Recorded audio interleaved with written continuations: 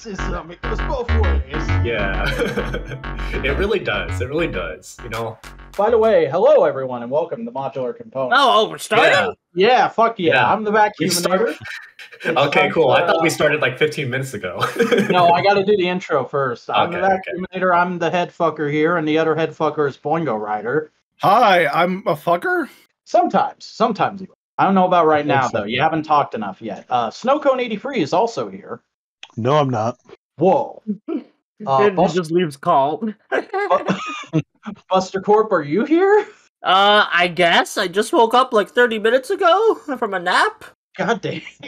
We're all out of sorts tonight. It's really good that we got our first guest in a while here. Yggy Evergreen. How's it going, sir? Hey, it's going good. It's going good. I thought we started like 30 minutes ago. No, I mean, I it's like pre-show.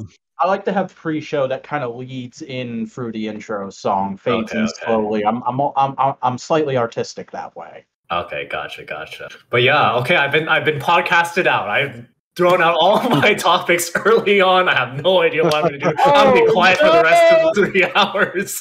It's fine. I'm joking. We'll find shit to talk about. Like Snowcone, clearly you've been having a very heavy week of acquisitions, I can see in the chat. I love how you describe them as acquisitions. It's toy collecting. Listen, it's so frustrating within myself because, like, I'm sure you hear me talk about, and this is going to clash with what Yggy was talking about earlier. And it also clashes with something that I study in school. But I don't like statues. Like, I hate statues in almost every respect of the way. Which is really weird because I am a ceramic sculptor and a figural sculptor. You like to make sculptures. You don't like to buy sculpture. Exactly. Like, I love sculpting detail on things. Literally except, like, micro machines and micro scale cars and stuff like that. And micro figures. I've always loved, like, tiny figures.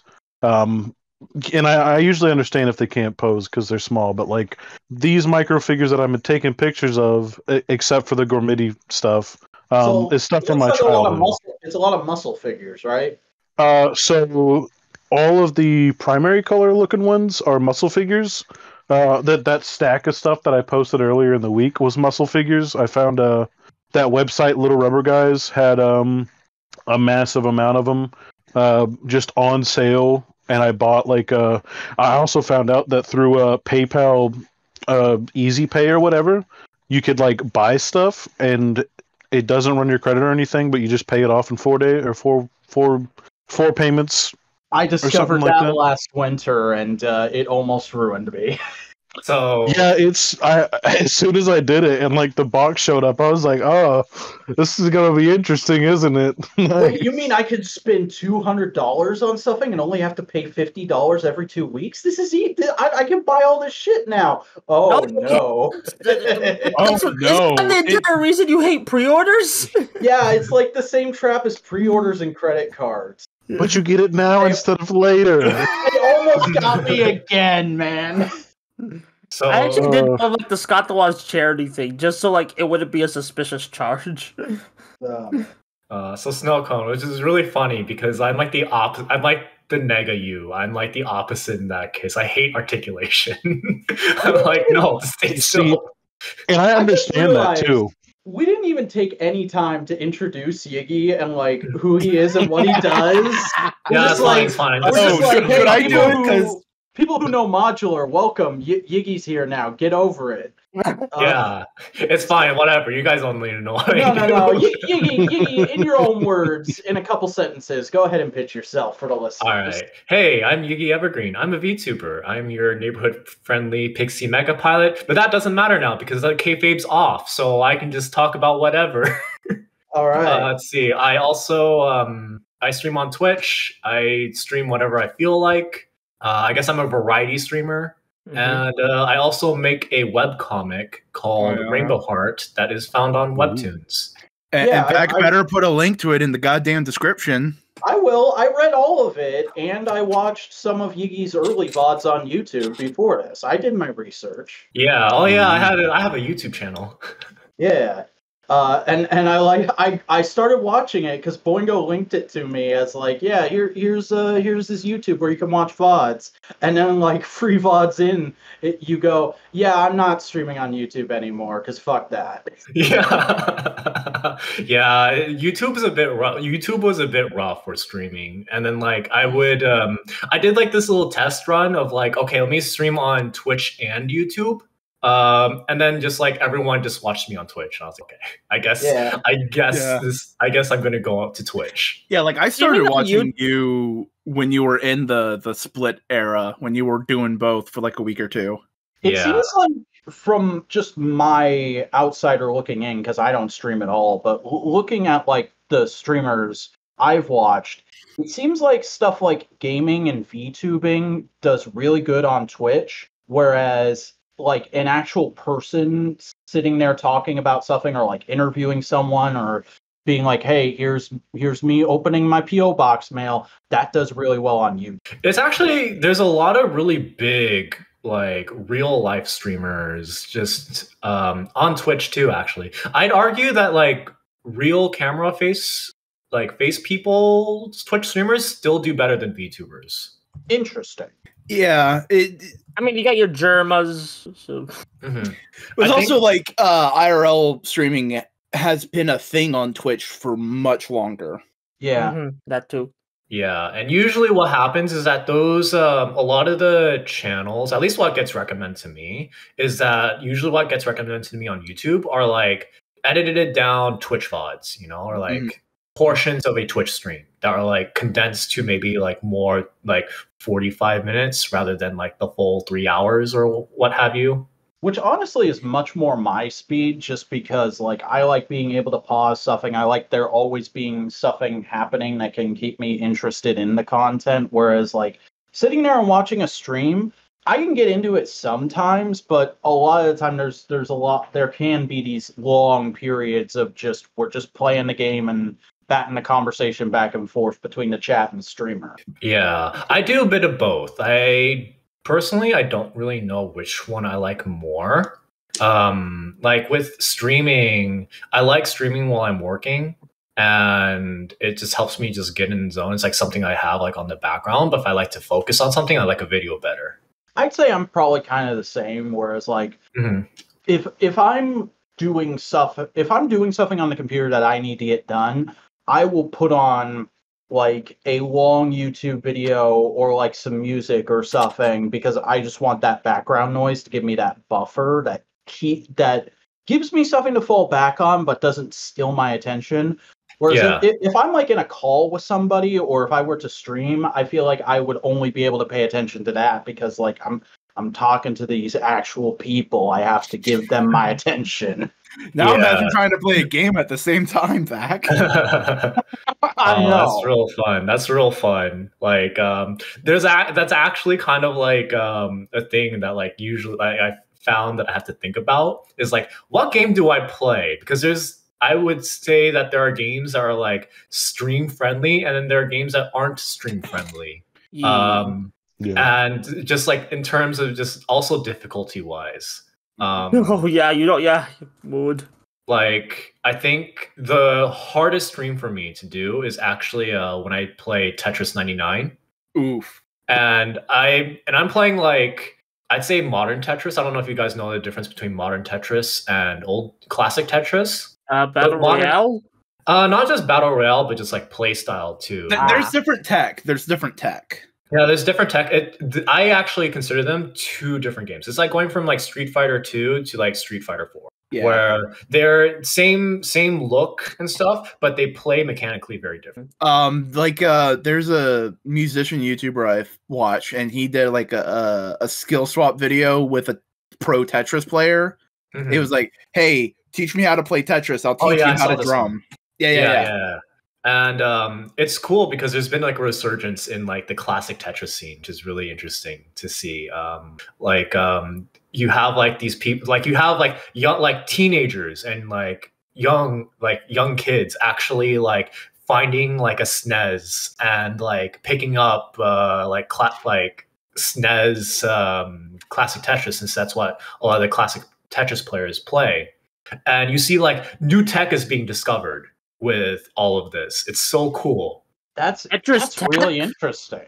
Yeah. Tetris Tech? What? Like So they're figuring out new techniques. Okay, That's so crazy. there's two. Okay, so recently a third technique was discovered. Like originally, there are two techniques. One is called dash, is where you hold the button down to scroll it all the way to the right, and then there is hyper tapping, which is you press the button really fast to do it instead. But I was watching a couple of videos about hyper tapping, about how that musician like made Tetris players go like, oh shit, that can unlock some like secret tech.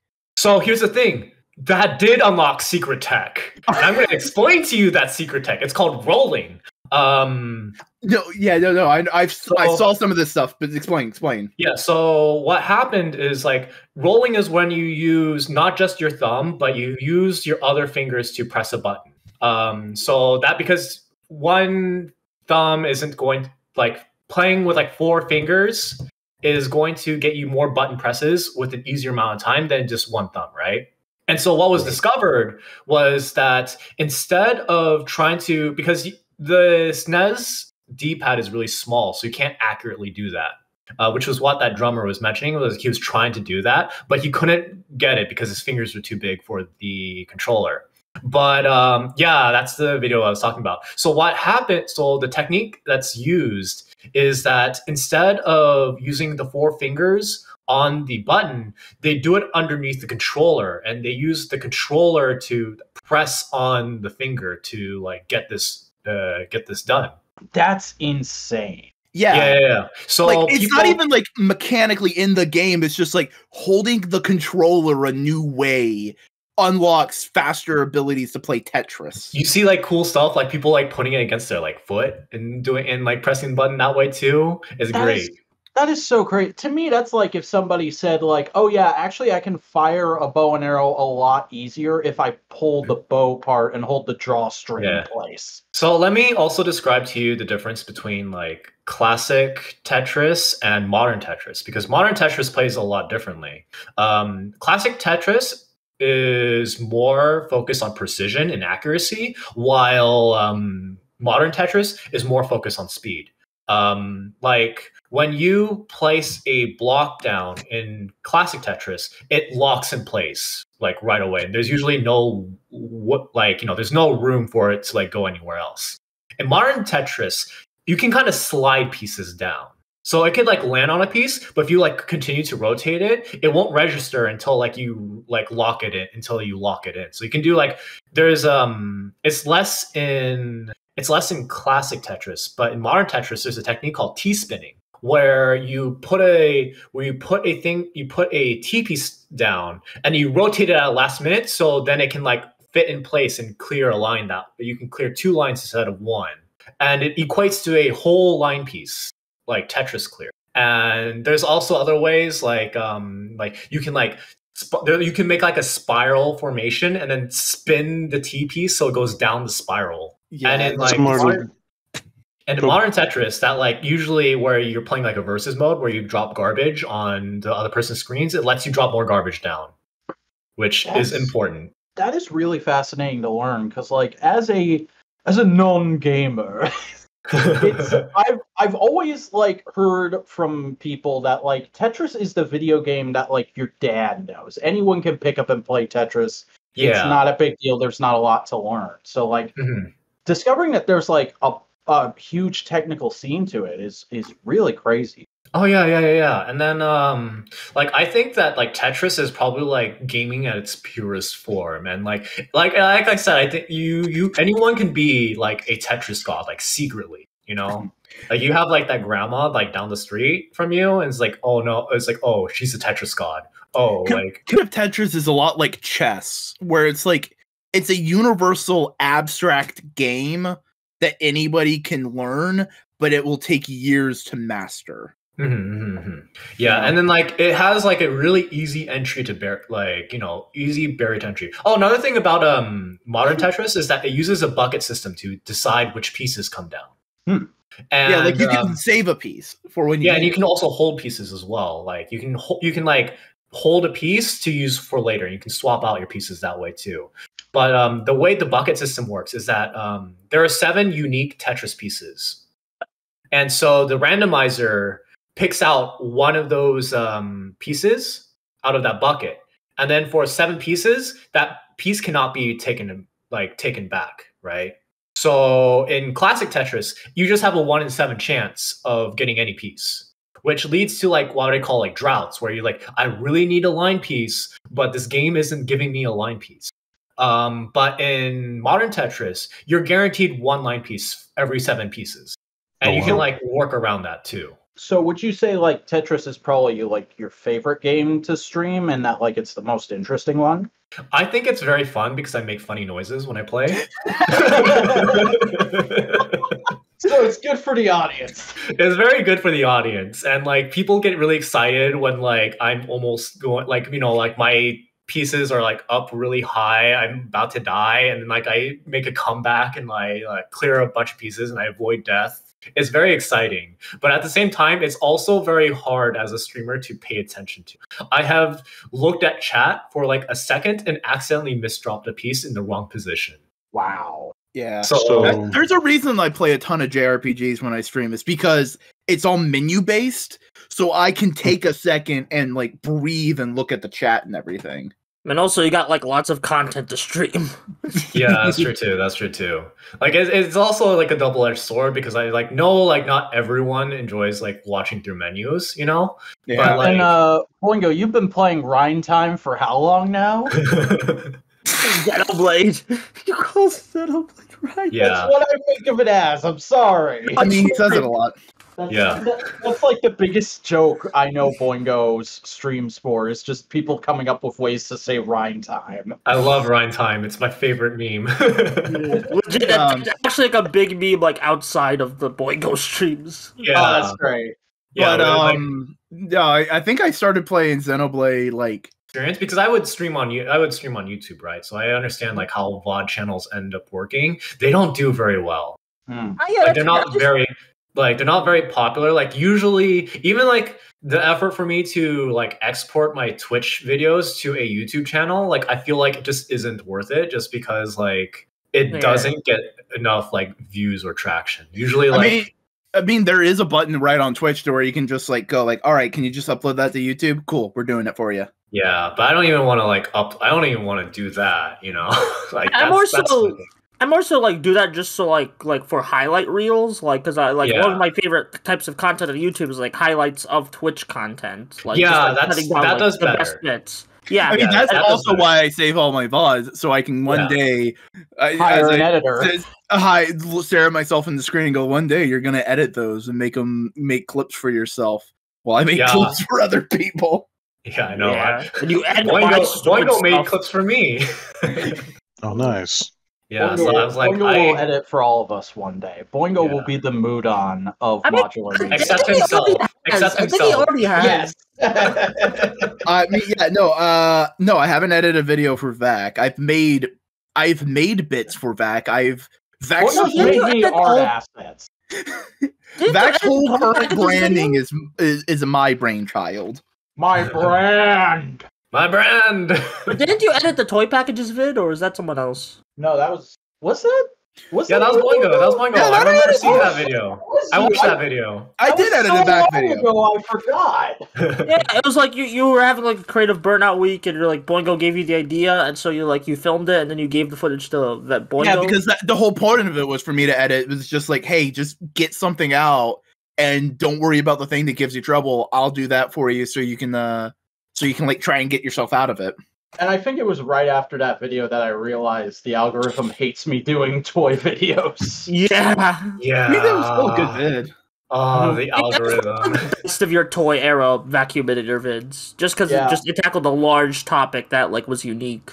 I can't remember. I meant to talk about this in my Patreon podcast last night, but like I've kind of realized that the algorithm only really wants me doing video essays and video essays about Power Rangers.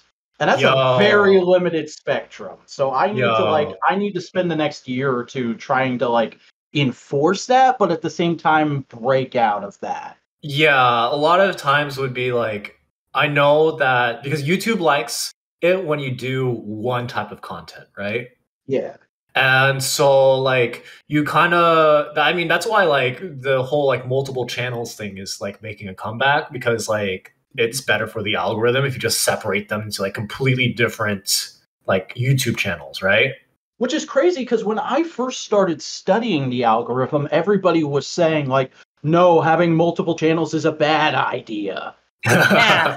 It changes all the time. It like changes all the time, and I have programming background, and just like literally like changing one value can like probably like mess up the like change the behavior of like an AI, because that's what's used to like make this algorithm. It uses AI to predict what kind of content a viewer can like, right?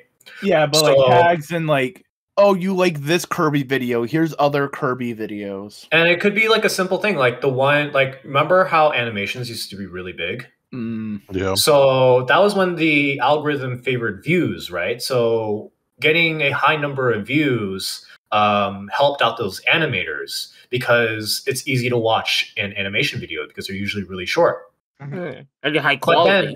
But then the algorithm changed. Like someone made a change to the algorithm to value engagement time. So it was like how much of a video that people watched, right? From my observation, it cares about comments, likes, watch time, views in that order right now. Yeah, views are actually like the least important part. But yeah, that's why like you actually do have to do the whole like, comment, and subscribe, because it legit does help. Which is why it's okay that Riddler had 500 followers in the Batman. Remember, that was also on a dark web streaming service. Yeah. Everyone has access to that. But like, everybody was really active in the Riddler fandom. He was probably getting tons of comments. Oh yeah, I know. He literally starts his video by going, "Thanks for all the comments, guys." Yo, Batman appeared, Pog. Like, imagine Riddler Patreon be popping. Yeah. Like, I really want like comic book heroes to really embrace like modern day like street, like I have a plan for one of my characters in Rainbow Heart to be like, they embrace streaming actively, and they like stream all their like fighting, like, fighting the monsters, and it just gets a whole bunch of views. Yeah. That's a concept I've seen bandied about, but it never hits quite right, because comic writers are more often than not either too old to really understand the internet, or they've spent their whole life focusing on comic books that they don't actually have. Yeah, exactly. So that is like, don't quite get it. Yeah, that happens in like the manga industry too, especially like if you do a lot of if you read a lot of like romance manga, and you like a lot of these manga artists, and looking at specifically at like harem tags and harem anime, man, those writers have never been in a relationship at all. Or my favorite example, which is that Sword Art Online is clearly written by somebody who's never played an MMO before. Exactly. There was this one harem rom-com I remember, and it's been a while since I've read it, where basically the dude gets into a house and everybody who he's roommates with are all like secret Twitch streamers, but they all do different things. I remember that. I remember reading that. Like one of them, the girl just dresses up in a maid costume and plays first-person shooter games. One of them's a VTuber. One of them is legit like a role-playing fucking knight dude who goes on and goes like, "Verily, all of my followers, hello there." Oh, I think my favorite version of that was like this dude is like, there's this other manga where this dude's really into VTubers, and he has this one VTuber that he loves. He's like, I love this VTuber so much. And then he like goes home early and he finds his dad like streaming as a VTuber, and he finds out his dad is like the VTuber that he loves. I can see why you would want to do that, like why that idea would come to somebody, but it just seems so trite and played out at the it is totally just like, it is pure for gag stuff. It's not dramatic anyway, because I read like first few chapters of that. Yeah. Because, like, here's the thing. The guy was simping hard for the VTube model. Like, he's a hard simp. It was great. Legit, the dad starts talking about, like, oh, yeah, no, I remember this one fan wrote a heartfelt song to the character, and it really made me feel something. And the kid's just getting there. I'm the one who wrote that. I wrote it to my dad.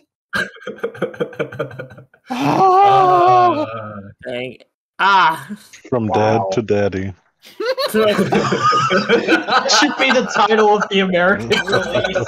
No! There is an American release. Isn't the mom also a VTuber and they hate each other?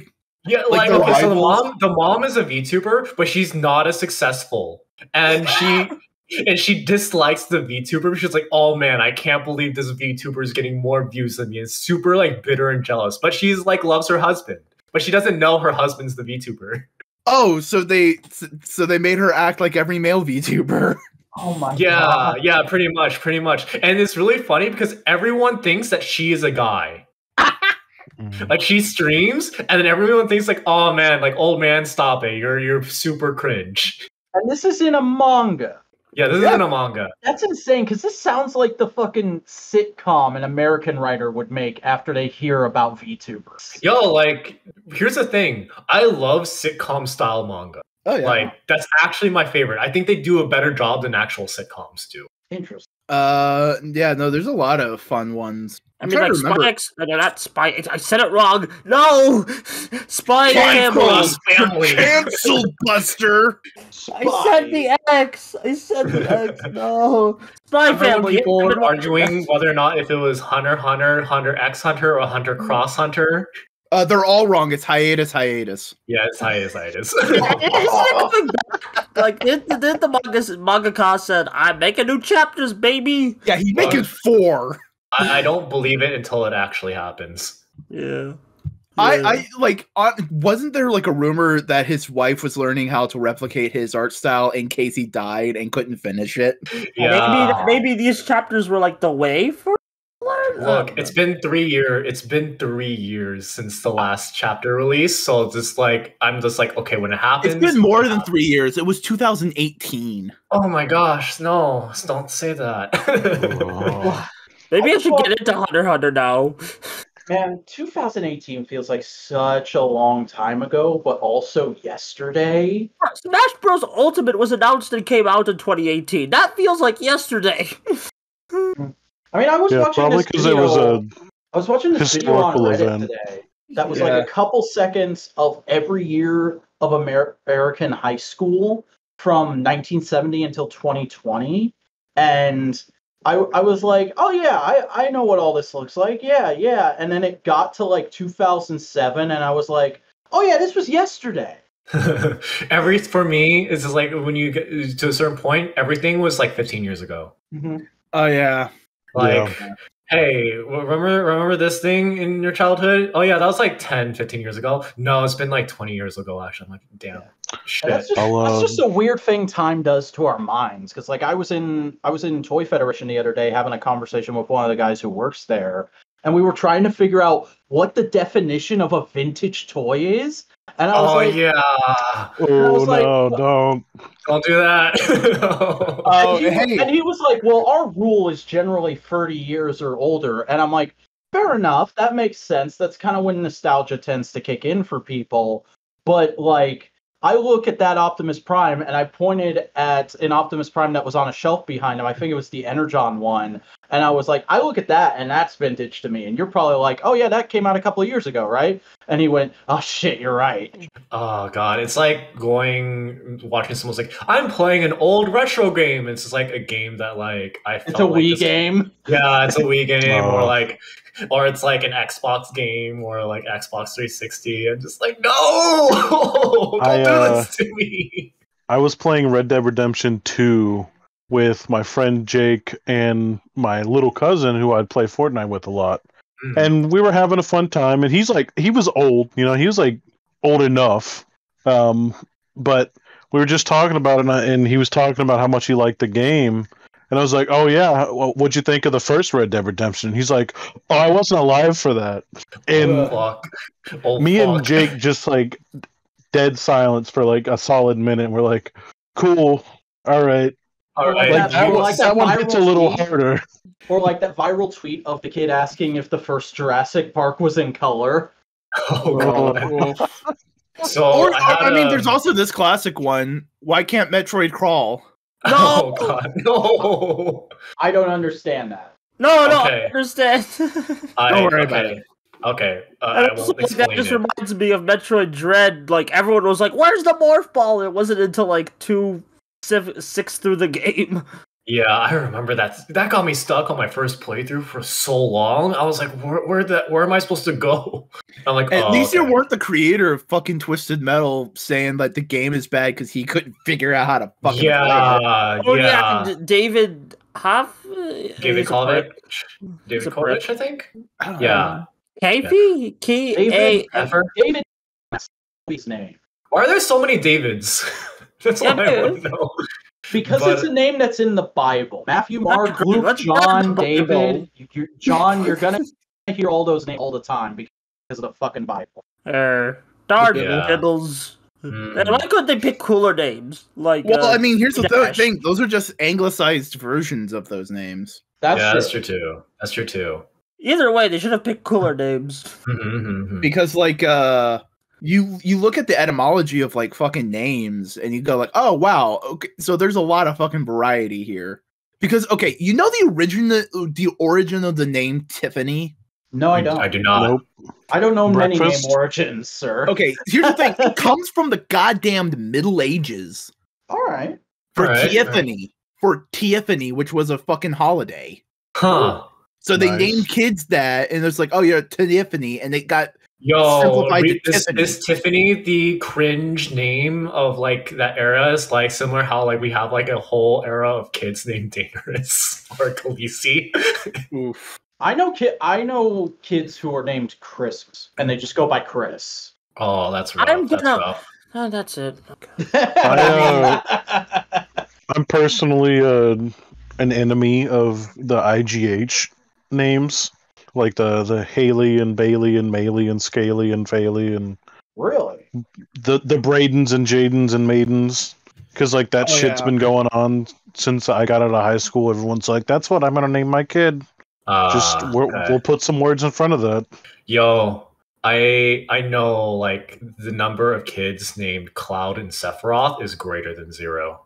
Oh no, dude! The number of kids named Sora, Kairi, or Riku is more than 0.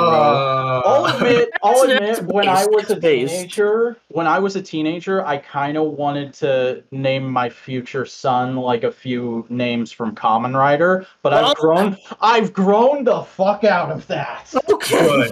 Good. Because you're not Japanese. No, but I was gonna name my kid Tsukasa. No. You know, the same level of cringe kind of applies to VTubers as well. Because like when you're like thinking of your VTuber character, you're kind of thinking, okay, what am I gonna name it? And then you're just like, you have to be like, oh, do I name myself as my weeb anime character and actually, or like, but I'm not actually Japanese or what have you?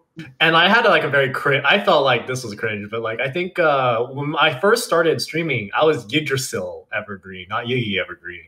Ooh, which is like actual Norse mythology, you know. And so I was like, yeah, this is fine. Is that the point where you like break out the freaking Ancestry.com kit and you're like, can I do this? Yeah, but the thing, you know, I'm not at all European. So like I was looking at someone else with like a really cringe Japanese name. Or I think I saw like another VTuber who made like a connection to like Yggdrasil, and someone like in their like feed was like, yo, there are people there are people who like do worship like Yggdrasil and like Norse and like the Norse gods and stuff like that. So it is kind of cringe you're doing this, you know? Yeah, those religions are still around. They're not and then I was like anymore, but they're still around. Oh no. I just took it as edgy, just like because that's like a biblical thing and stuff. Yeah, so I was like, okay. Also gets thrown into a crap ton of Japanese stuff to make it seem exotic. Like it's in Evangelion, it's in Kamen Rider Gaim, it's in a lot of shit. Yeah, so that's why I just changed it to Yggy, because like everyone called you that already. Everyone was already calling me Yggy, so I was like, okay, let me just call myself Yggy from here on out. Unless the person gets summoned, and then you're just Yigal. Yeah, that was a fun one. Oh, that was a fun like VTuber thing to do, was like make up my own wrestling like circle. Make up your own arch enemy and also make it a gender bend of yourself. Exactly. It's great. That sounds like some borderline Linkara shit. I'm also gonna make my own jobber too at some point.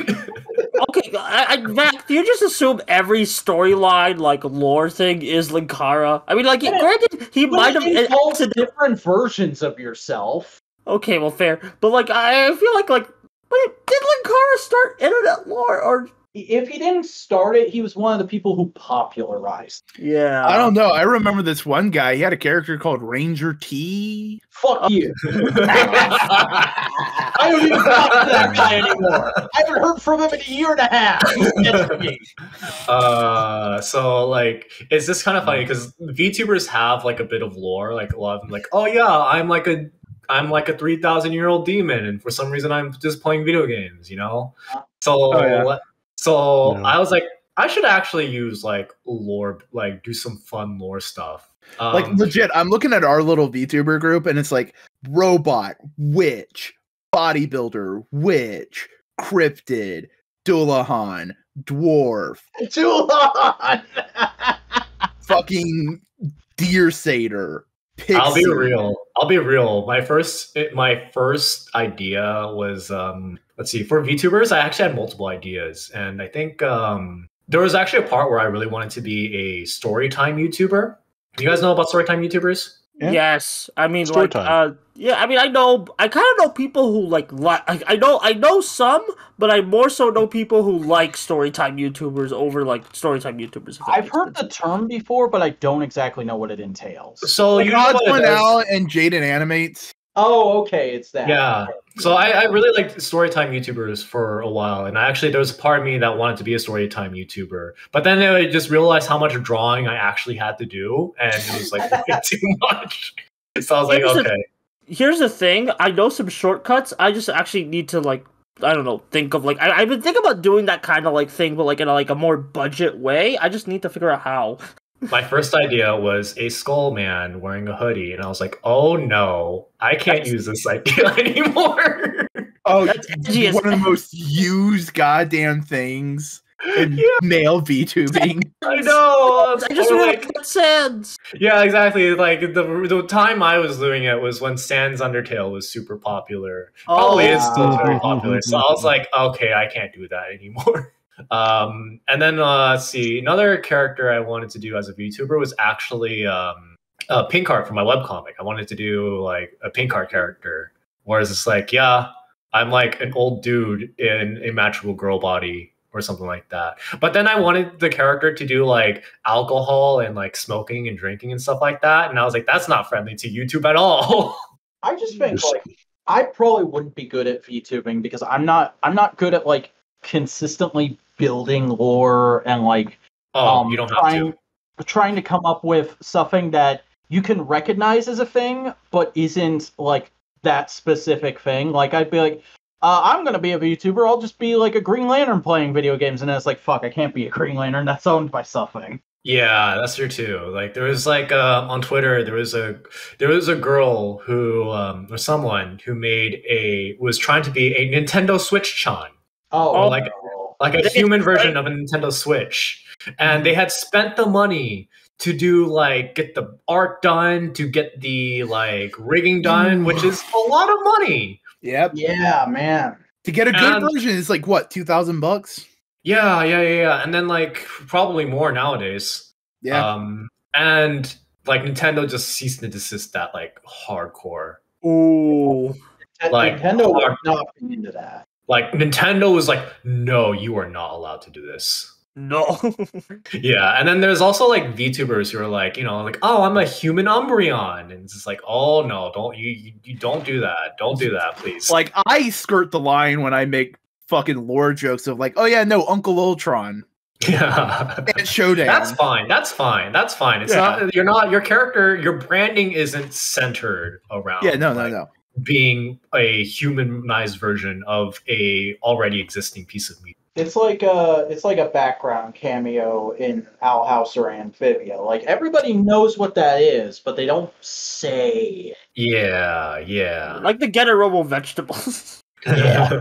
Yo, they're Getter Robo vegetables in Owl House. No, in Amphibia, like in the season 2 opener, there's like this Getter Robo like big extended Getter Robo cameo reference thing. It's like whoa. Lupin the Third showed up in fucking DuckTales.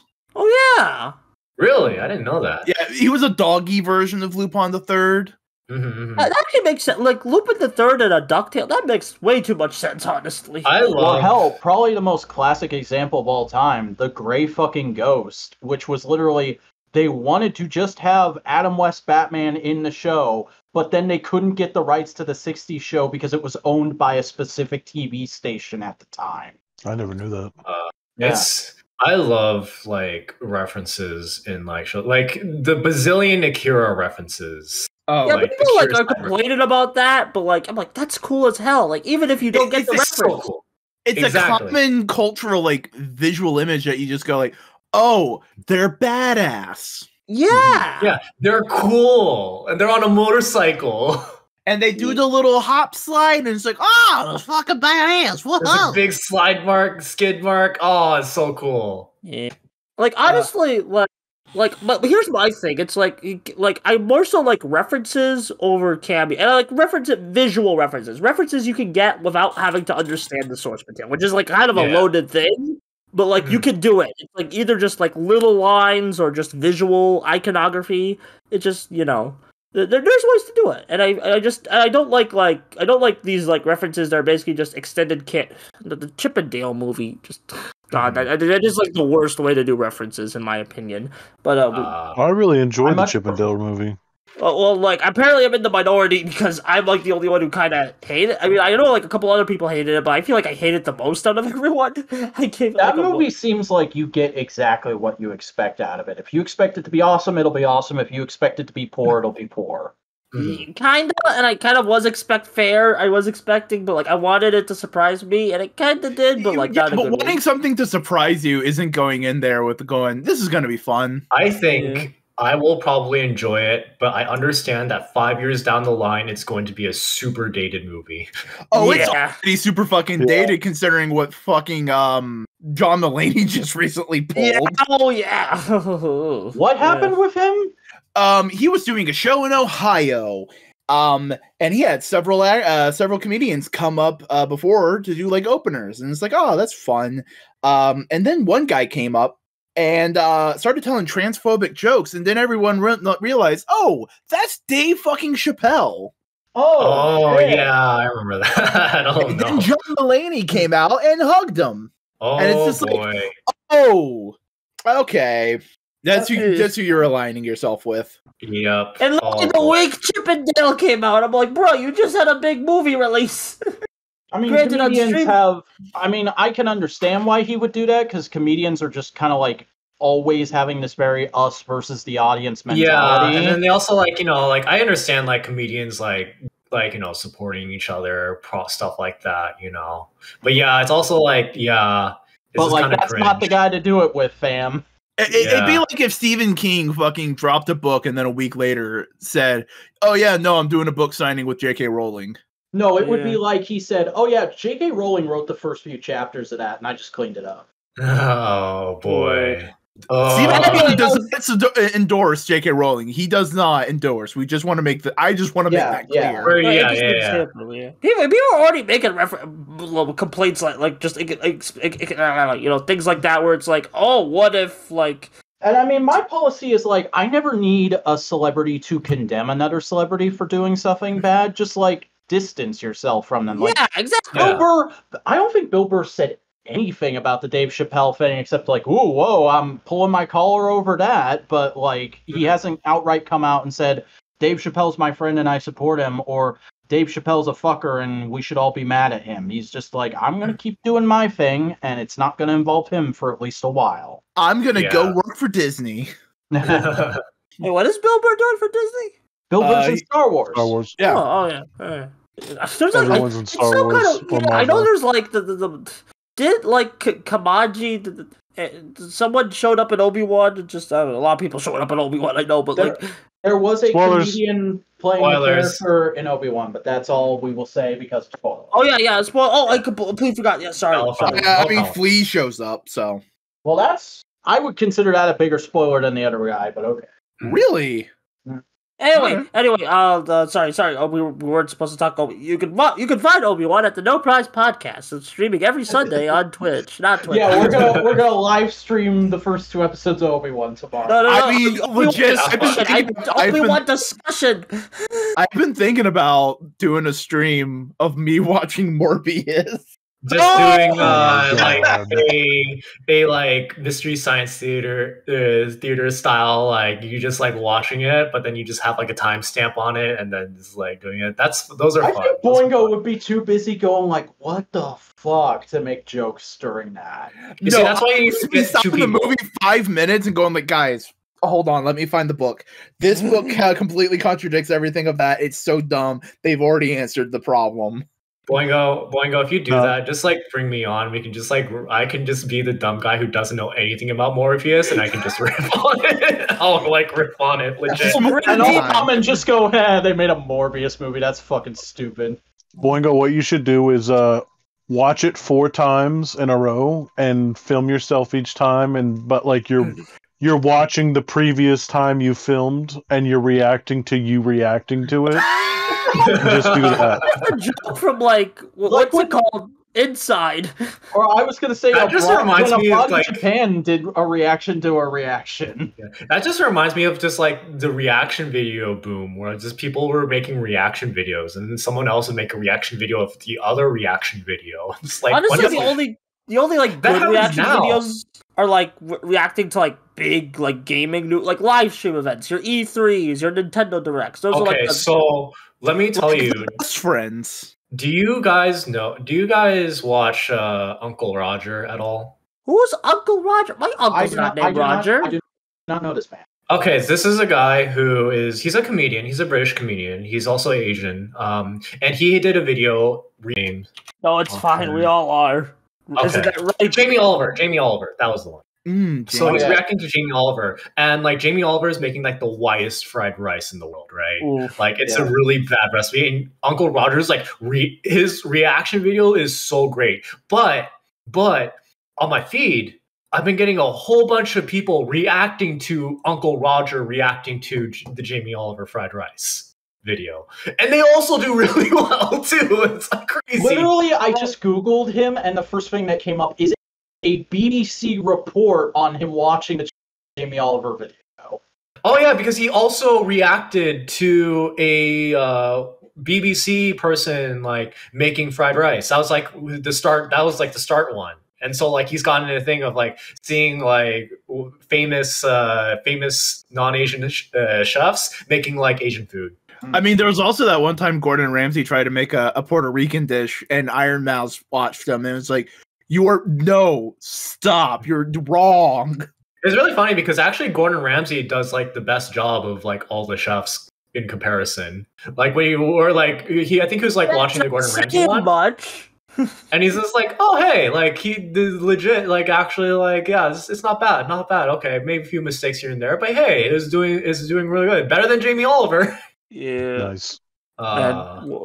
Yeah, I find with like one reaction to like just a normal project, but like once we start calling up our own assholes with like reactions to reactions, that's when I'm like, oh whoa, slow down there.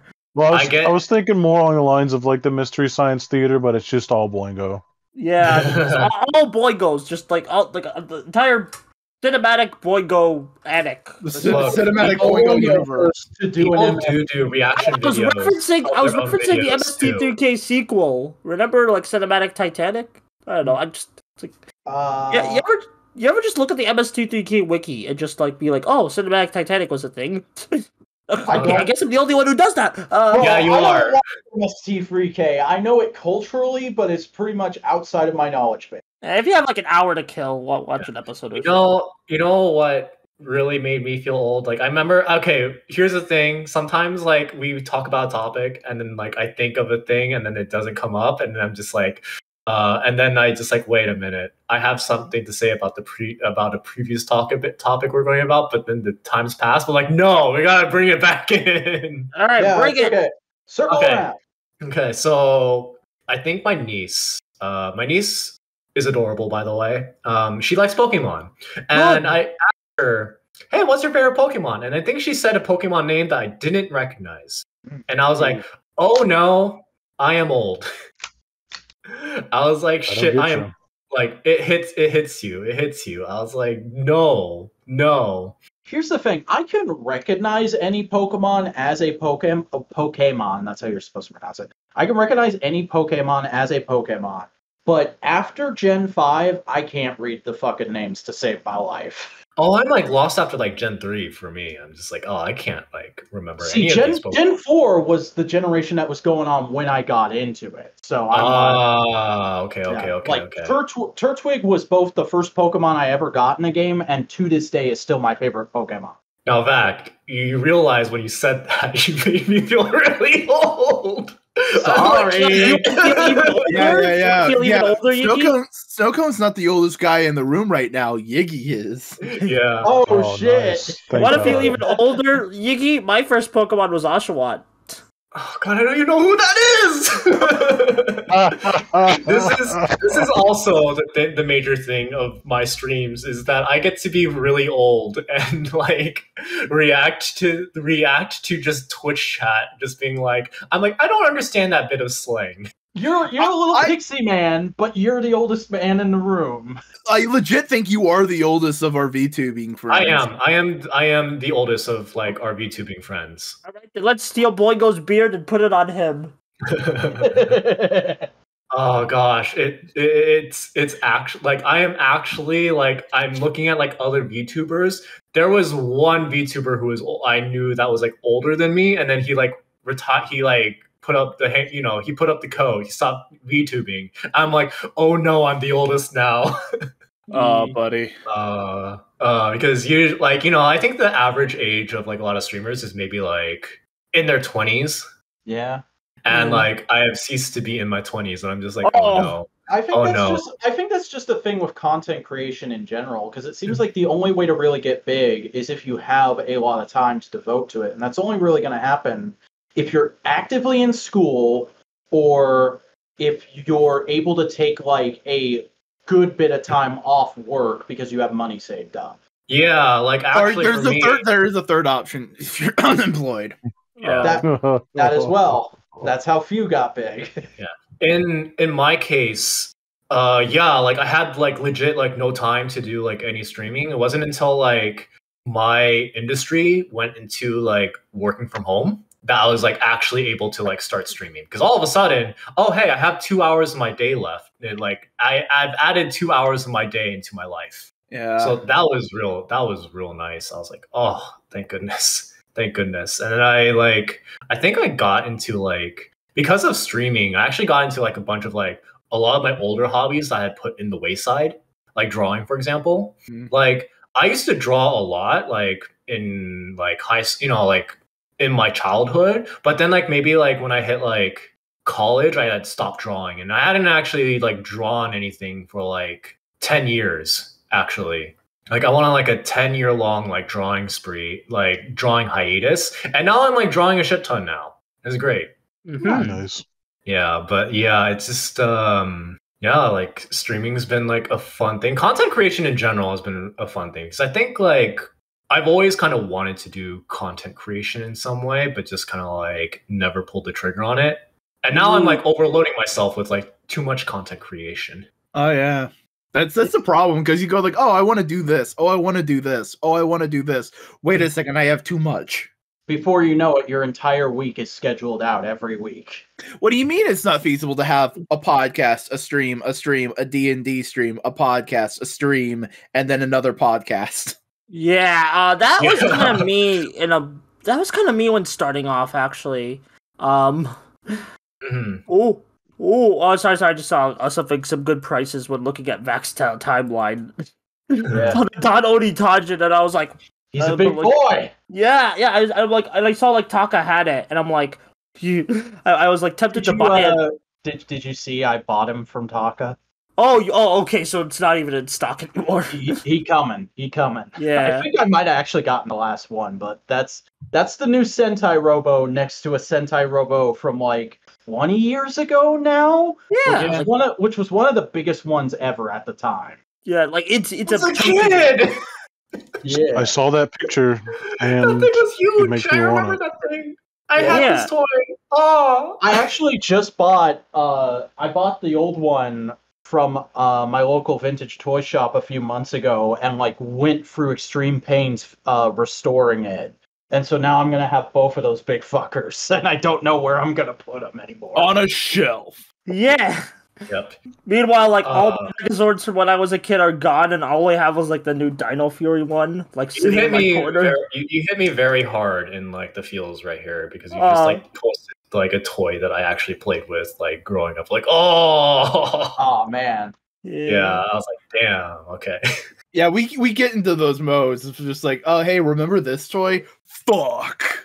Well, we're just for in general. We just like kind of like on for like 3 hours after I listened to a podcast. And, like it just turned into like a toy gushing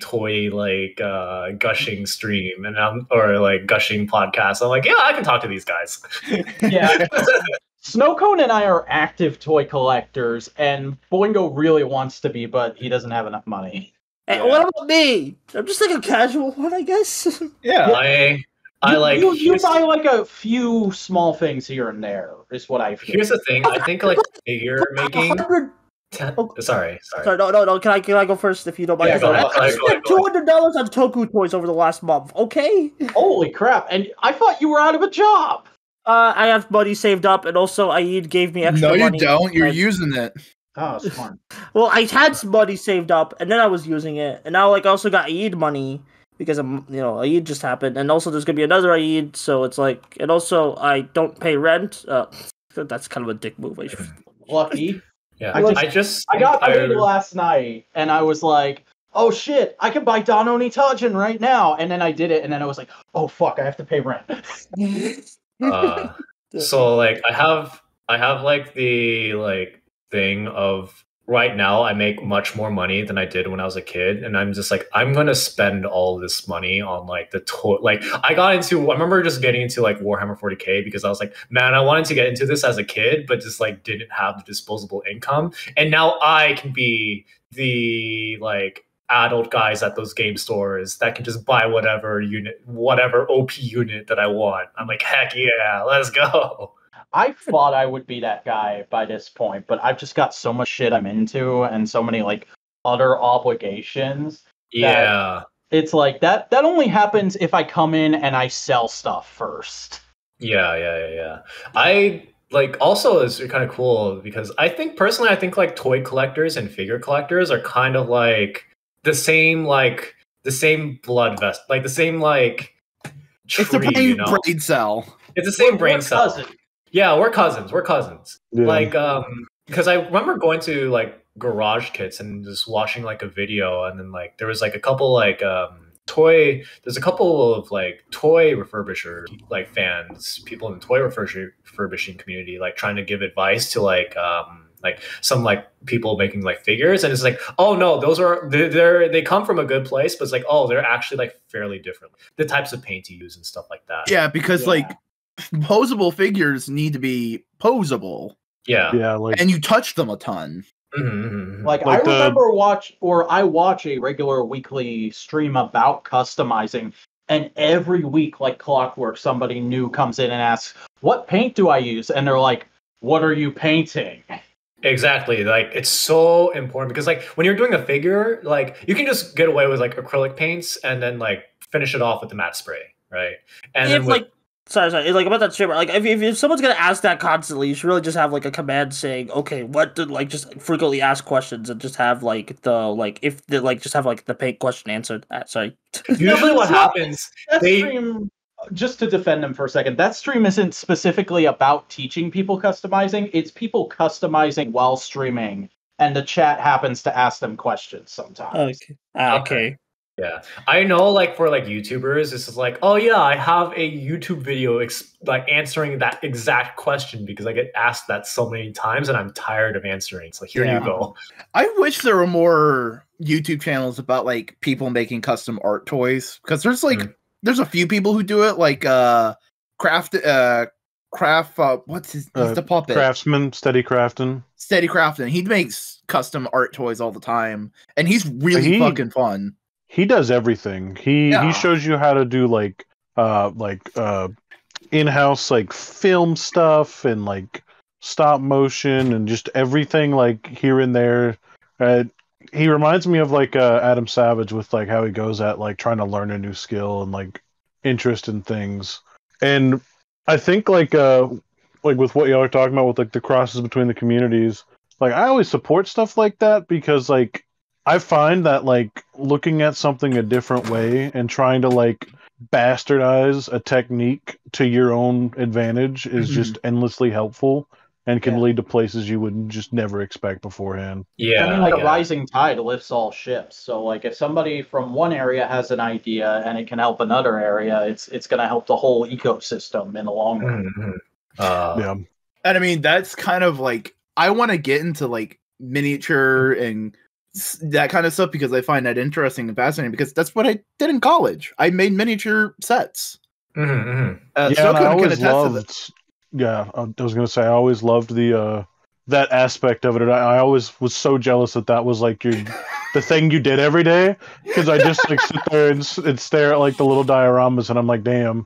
And like my grandma would make like the little glass jar dioramas. I don't even know what to call it anymore. I guess it's just like making miniatures. And she'd always give them to me, and I'd like, they were action figure scale, so like little baby me would like carefully play with them with my action figures. So yeah, I remember. So I'm a Warhammer 40. I used to be like big into like Warhammer 40K.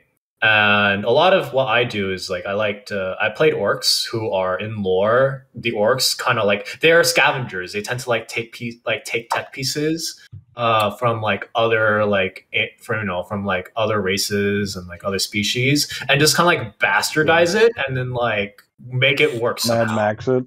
Yeah, Mad Max it. So it was so fun actually, like being an orc player, just going to like, hey, I want to get this and like other species, and just kind of like bastardize it and then like make it work somehow. Mad Max it. Yeah, Mad Max it. So it was so fun actually, like being an orc player, just going to like, hey, I want to get this battle tank. Like I'm gonna get this battle tank, or like getting like this like going on eBay, getting a secondhand like model and just like breaking it down for parts, and then like just like customizing it, and then like painting it, and then like doing a lot of crazy stuff too. Sorry, continue. Sorry, but yeah, like unfortunately now, like I wouldn't suggest getting to 40K now because they changed the way they set up their models. Yeah. Because like now, like there's a lot less customization. You just kind of like, you make the model that's on the box and that's it. Like no, like you can't customize whether or not they're holding an axe or a gun, or they don't give you like extra bits anymore. No. And they've also messed with their fucking copyright and TOS and all that stuff. Yeah, so, like, that's bad. I don't even know what Warhammer is, but I know anything messing with copyright. That's bad. Yeah, have you heard of Gaslands? No. I don't know about gas. Oh I haven't boy. Sounds gassy. It's like Warhammer, but it's racing, and the models you get are just Hot Wheels. And you can not even. So because like I, for some reason, still, which I ever since Chris showed me Gaslands, I have been like buying. I like double collect Hot Wheels, where I'm like, that's a thing that I want to put on a wall, and then I'm like, oh, this is something I want to tear apart.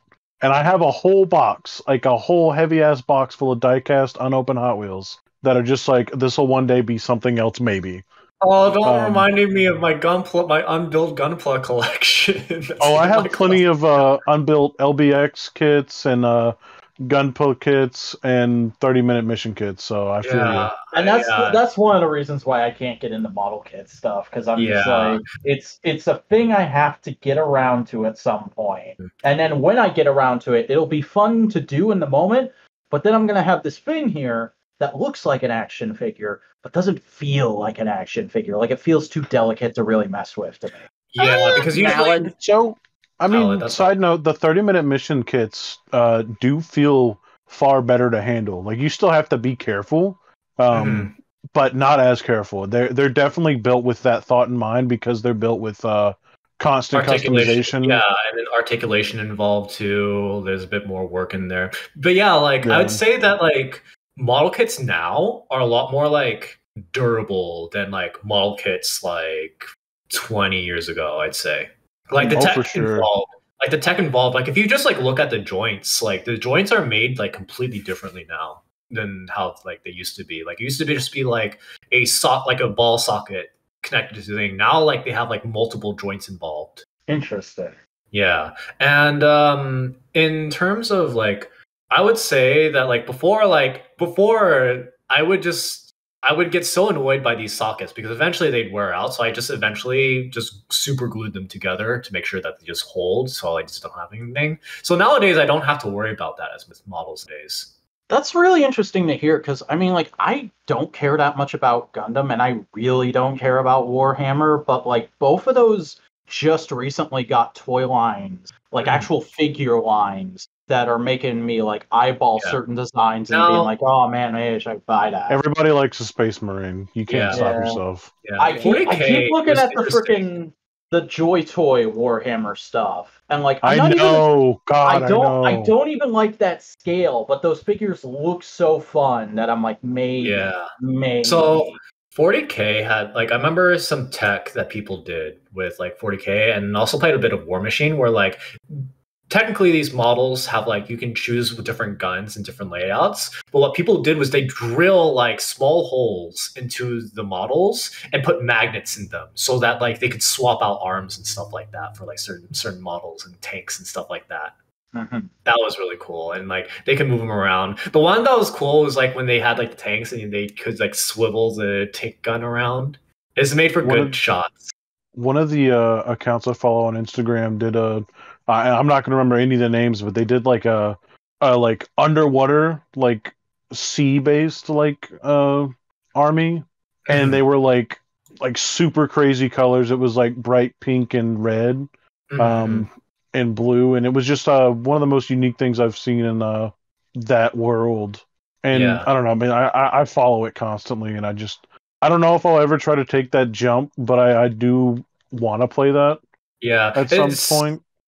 So I will say 1% that the game, like the Warhammer 40K game, is just complete other like trash garbage. I hate it so much, mostly because I played like a low tier team.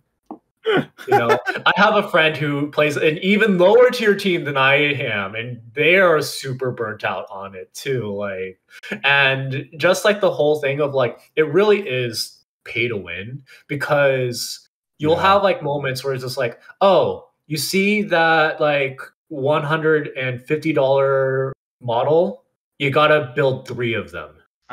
And sometimes you see that guy in the local game stores where they field 3 of those units, they are not painted. They're just bare gray models. And then like I think we made fun of this guy because we called his Knight the Gray Army. Because like none of his models were just like you could tell he was just like a medalist builder, you know, like he just like took the medalist and just built the bare things and didn't paint anything at all. We're just like he just wanted to play the game. He didn't want to fucking deal with all the other bullshit. And it legit is pay to win. Like the game is legit like pay to win. You have to pay money to like get the most powerful units. I've heard that the balance is better now, but like I don't want to get burnt again. That's also why I'm like. Part of me goes like, if I get into a tabletop game, I would want to get in the Gaslands because legitimately, it's affordable. The only parts you need are the books, the rulers, and fucking get a couple Hot Wheels, which is what $5 to get like 5 Hot Wheels. Yeah, not even. There's smarter ways to buy Hot Wheels if you want to customize them. You could buy lots that like parents are just getting rid of their kids' Hot Wheels on like Facebook Marketplace for $5, and it's like a bucket. Yeah, like and those will have like Well, no, I mean they just want them gone, and like the kid doesn't want them anymore. Oh, the kid doesn't. Okay, yeah. Yeah, so like they'll just get rid of them. But like they're pre-worn and stuff like that. The thing that like really hits me hard about Gaslands though, and like I'm so torn within myself is like, and I follow it too because I can't resist not looking at it. People are been like doing a lot of like Gasland micro machine builds, and they look absolutely amazing.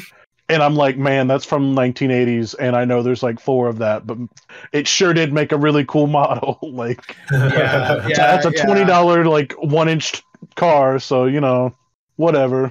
It's at some point, I think like things like that.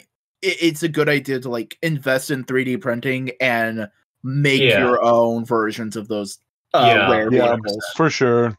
I genuinely think at some like.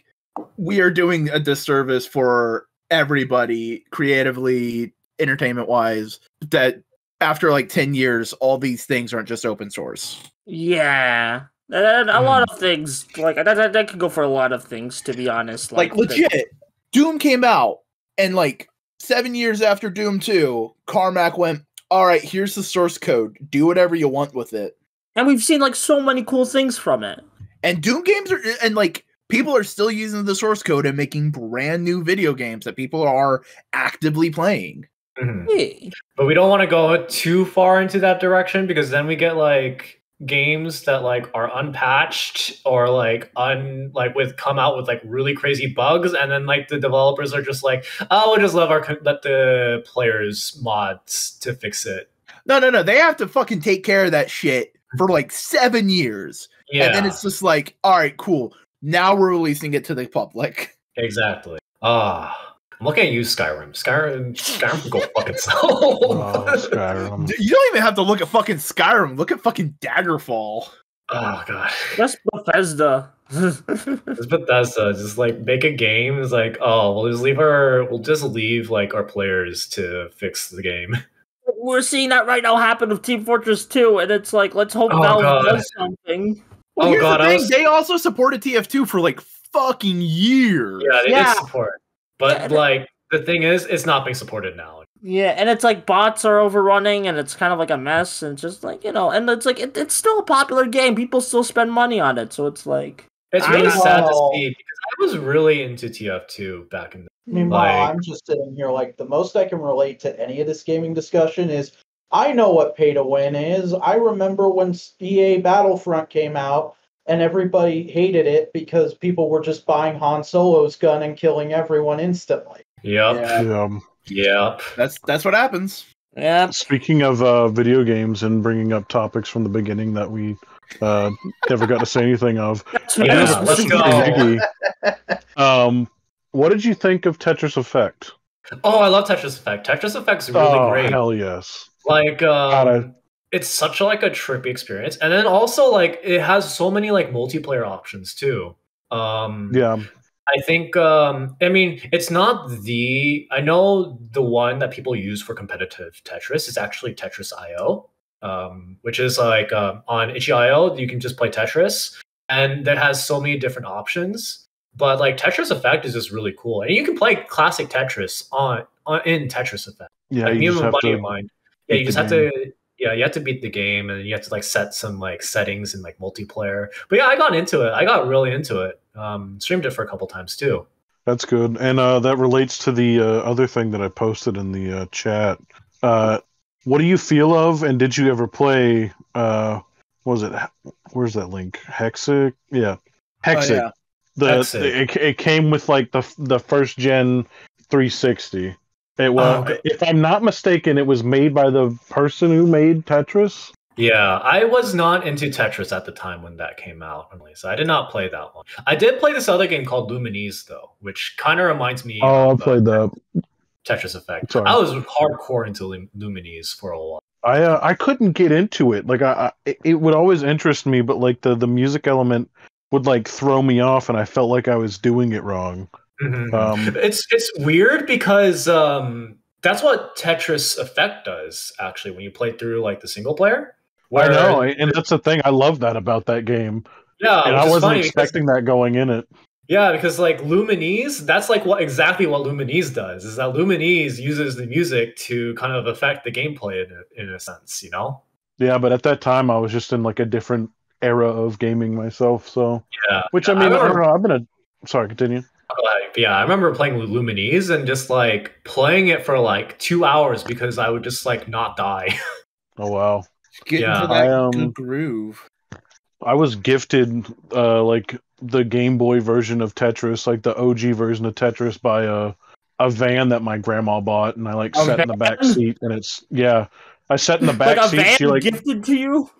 I swear to God, I sat in the back seat. She brought it home. She's like, check out my new like GMC like camper van thing, and I was like, oh cool. And I sat in the back, and something like stabbed me in the back, and it was the original like Game Boy Tetris in one of like the original Game Boy like cartridge holders, and like I popped it into my Game Boy Color and just played it, and I would just play that more than like most of my other games. I legit and it was also did the same thing too. Like I found like a cart, like I think it was like my brother's cartridge, and I just played that forever on my Game Boy Color.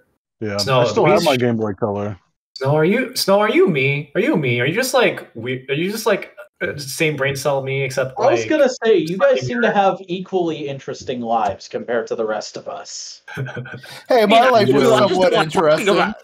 But my life is interesting. It just bring up doesn't relate to our Gundam. guest.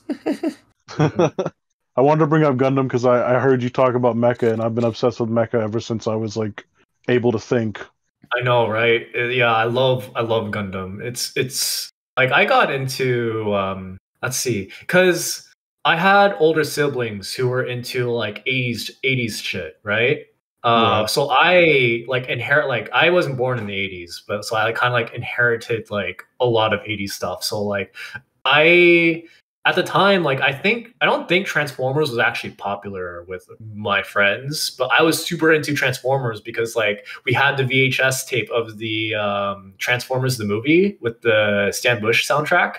Oh, see, that's crazy because I grew up renting the DVD and the VHS from Blockbuster like every weekend.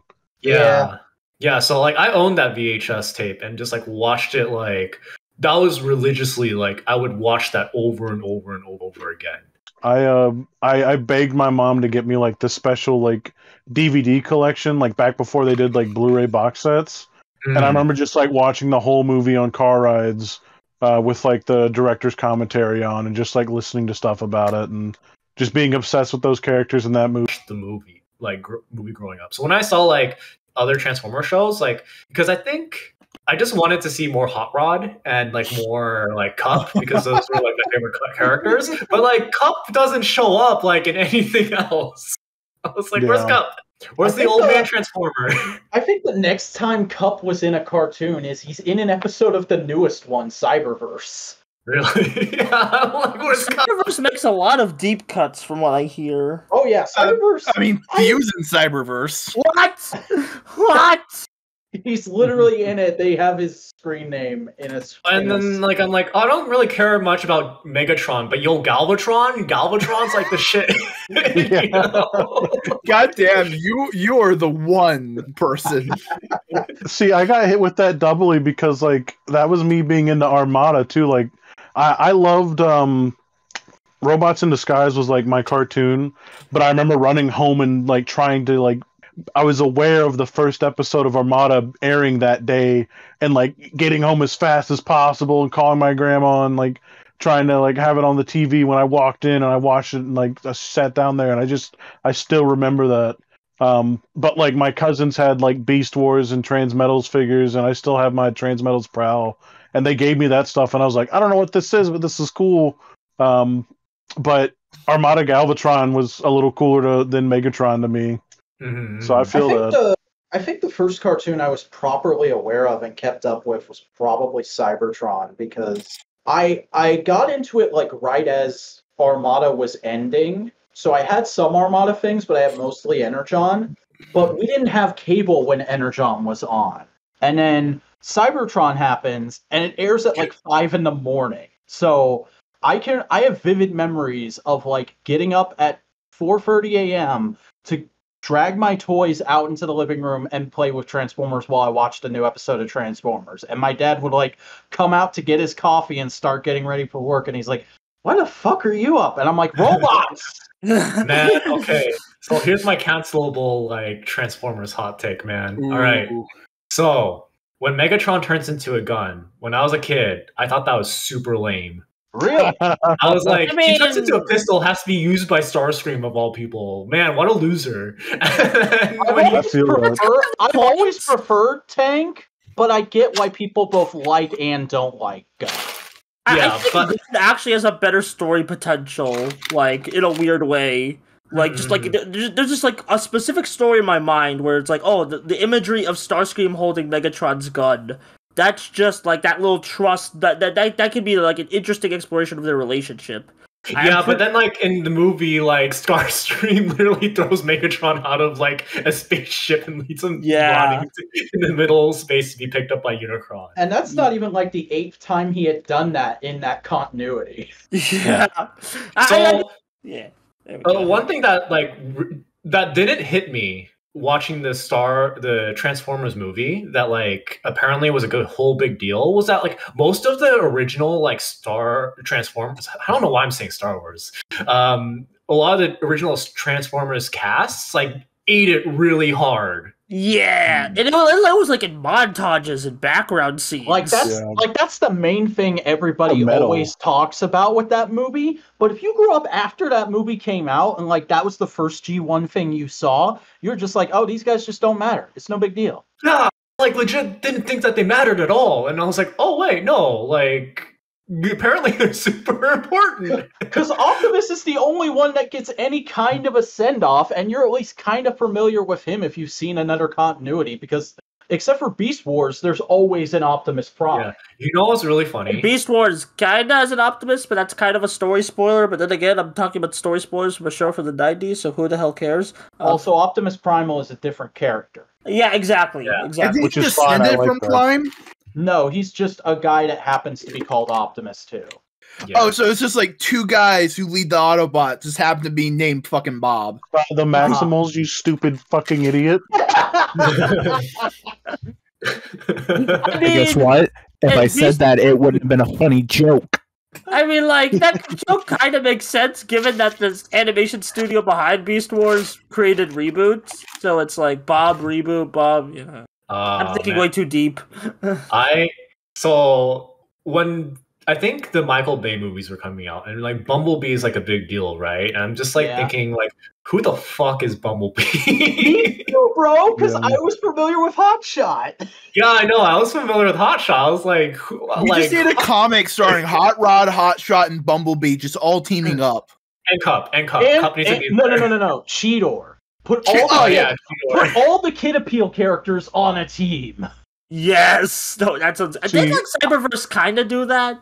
I've dreamed of having Hotshot on screen with Bumblebee because I love Hotshot as a character. To me, he's different. It's definitely nostalgia. It's definitely Armada that did that to me. But like, because the Hotshot toy was the first thing I like before the show came out. I remember like turning the corner in the Walmart that used to be in Palatka. By where the Tractor Supply is now, or something like that. No, it's where Big Lots is. Whatever, it's right next to it. Fuck you, Chris. And I remember like turning the corner, and they had like all the Armada stuff out, and like God, the packaging for the Minicons just like activates every part of my brain that I just can't get to happen normally. You know what's really funny is that I have not seen Armada, but I have seen a giant video essay about Armada, so I do know what you're talking about. Who is it by? I forgot, but I think it was like an analysis video on like Starscream as a character in like the Armada. Oh, that's Lindsay Ellis. She did that. I've seen that video. No, because it was a guy. It was a guy talking about it. Oh, maybe. I think I might know them. I think they just rebranded recently. Was it Mark Scaper? Or like he was previously known as Mark Scaper? Maybe. I think it might have been Mark Scaper. Yeah. It was just like randomly... He's now known as Road Russell. Let me see. Let me look through his. I think Road Russell sounds like the name of a Transformer. Yeah, but like a shitty transformer. Yeah. But yeah, that's where I like heard about like mini cons and stuff like that. So I was like, oh yeah, I know what you're talking about. Like I feel like Captain America. Like, hey, I get that reference. He does have an Armada video. Was it like an Armada like general video, or was it just the Starscream video you were spiking? It was like specifically Starscream's like. Okay, it was something different. Okay. Maybe. And I mean, like, that was one of my big hangups with the Michael Bay movies as a kid, because like there's no mini cons by name in that. There's small robots you could say are mini cons. No, they're not mini cons. But yeah, there's no mini cons in those movies. And I remember every time I walked out one of those movies, I was like, that's okay, but just no mini cons. So can you guys answer a Transformer question for me, since you guys like watch the newer stuff? Does Soundwave still use tape recorders? It depends. They try to on work it in every single time. Okay. They try to work it in, but I don't think he's turned into a straight up tape deck in a long time. They always try to make they're like data discs. Okay. He did it in the Transformers War for Cybertron game. He turned into a straight up boombox in that. Oh yeah, I remember that. Like Soundwave was my favorite Decepticon because he's just kind of like, yo, what, like, he's like, yo, what up? Want some tunes? This is just making me like I have to go back and watch a bunch of Transformers. They have like a bunch of series on Tubi. Oddly There's enough. an interesting dichotomy with Soundwave, because like sometimes people will really try and modernize him, and other times they'll just like try and rework his character in a way that works in a different context. Like in Prime, he's a freaking creepy technology man who turns into a stealth drone, and then in Cyberverse, he's just like Megatron's fucking DJ. Like he'll transform into a truck that kind of looks like his G1 boombox, and then he'll just start blasting death metal while they have their battle. That's actually epic. I love that. I need to watch that. Here's the thing. I don't think the Decepticons would listen to heavy metal. They listen to hardcore techno. Yeah, I see that. There's That's so cool. The Decepticons listen to Jabber. That's what the Decepticons listen to. They listen to fucking Jabber. Well, are you writing the show? But sir, that's a little too music nerdy for fucking kids and casual parents to understand. But also, like, the reason why, because I think Soundwave, like his G1, like that's the right one I'm thinking about. G1 is the one that I watched. G1 is the original. Okay. Because like Soundwave like had mini cons in like G1 where you just like his tapes would actually turn into like mini cons and just like they would just punch people. It's great. I think fans refer to those as the cassette bots now. Okay. Because like Blaster had them too, and that was my favorite moment in the '86 movie is that scene where Soundwave sends his cassettes to attack Perceptor and Blaster, and then for the first time ever, Blaster is like, "I have cassettes too, bitch." I know, that was great. I love that moment. They're like, all the little tiny robots are beating each other up. I like when I went to great pains to get the new like collector retail generations figures of Soundwave, Perceptor, and Blaster, because that's like one of my favorite moments in all of Transformers. Mm-hmm. Okay, Vac, I just saw something you're gonna freak the hell out over. Should I share it? Is it like a twit thing? Yes. This isn't twit, buddy. Okay, fine. I'll DM it to you. Just because you're gonna have a reaction. That's all I'll say. All right. So one thing, my 20-year-old coworker, kind of like said to me, and I was like, "That's not correct." And he's like, "Well, no, that's how it is." I was like talking about like Soundwave's boombox mode because that's how I've always heard it. He's a Sony Walkman. Oh no! And I never realized that he's not a boombox. Oh no! Yeah, technically you're right because they were supposed to be roleplay. It's not even technically. He's 100% based off of the Sony Walkman. Hold on. He's not a boombox at all. I'm so glad. I know I'm not crazy hearing y'all's like reactions, or it makes me feel less crazy because like he told me this and I had a meltdown. I was like, that's not fucking true. He's a fucking boom. Like no, and because like my whole life I had made it to that point, and I'm like, and I look up pictures and I was like, oh, the Microman set came with like the Walkman headphones. Cool, that's fine. Didn't Blaster and Soundwave also like work as actual radios in Japan too? I don't know. I thought Blaster was made by Hasbro. No, Blaster is not based off of Soundwave. I think there's like a Diaclone or a Microman version. Oh, there No, might I think be. the Diaclone version of Soundwave is Blaster colors. Also, like the Dinobots were the best. Like when I was I just googled it. Their colors are reversed in Diaclone. I'm looking at Diaclone Soundwave right now. Radio Robot is what he was called in Diaclone Blaster. So there's original pre-Transformers Japanese Blaster. I want the that's much more Transformers Omega distinctly. Supreme. That is much more distinctly a boombox. Yeah, and he could work as a radio. I'm seeing on TF Wiki here. And then oh no, Soundwave was blue in Japan. Or in Diaclone. At least I think this is Diaclone. Yeah, this is a Diaclone package. So okay. And he comes with headphones, so he must have been able to do stuff. Oh my. I'm glad I could have this like big Transformers talk. Yeah. It's great. Like I'm not like I didn't get really hardcore into Transformers, but just like it's like a big part of like my nostalgia. Like the entire series for me is just that 86 movie. Okay, Soundwave was micro change. He wasn't Diaclone, and he couldn't do any actual functions, but he was made to look like he could, which is why he comes with faux headphones. Okay. Yeah, he's a roleplay toy. Yeah. He's like the same toy line as Megatron with the toy gun. Yeah, which that's the thing I've been very recently uppity about in Japan is in terms of Transformers is like ever since I found out that there were other gun robots in Microchange besides Megatron, I've been like, oh, but those would have all been better Megatrons than the one they picked to be Megatron. Like when Few goes on that rant in his review, I was discovering that for the first time and also really agreeing with him. Like I really want a Browning now, but they're stupid expensive. I think anything retro like that would be hard to get. Yeah, do you know who Few is? Because we've referenced him a couple times. I do not know who Few is. Few Adams is a toy reviewer who pretty much predominantly focuses on Transformers. He's British. He injects a lot of comedy into his reviews.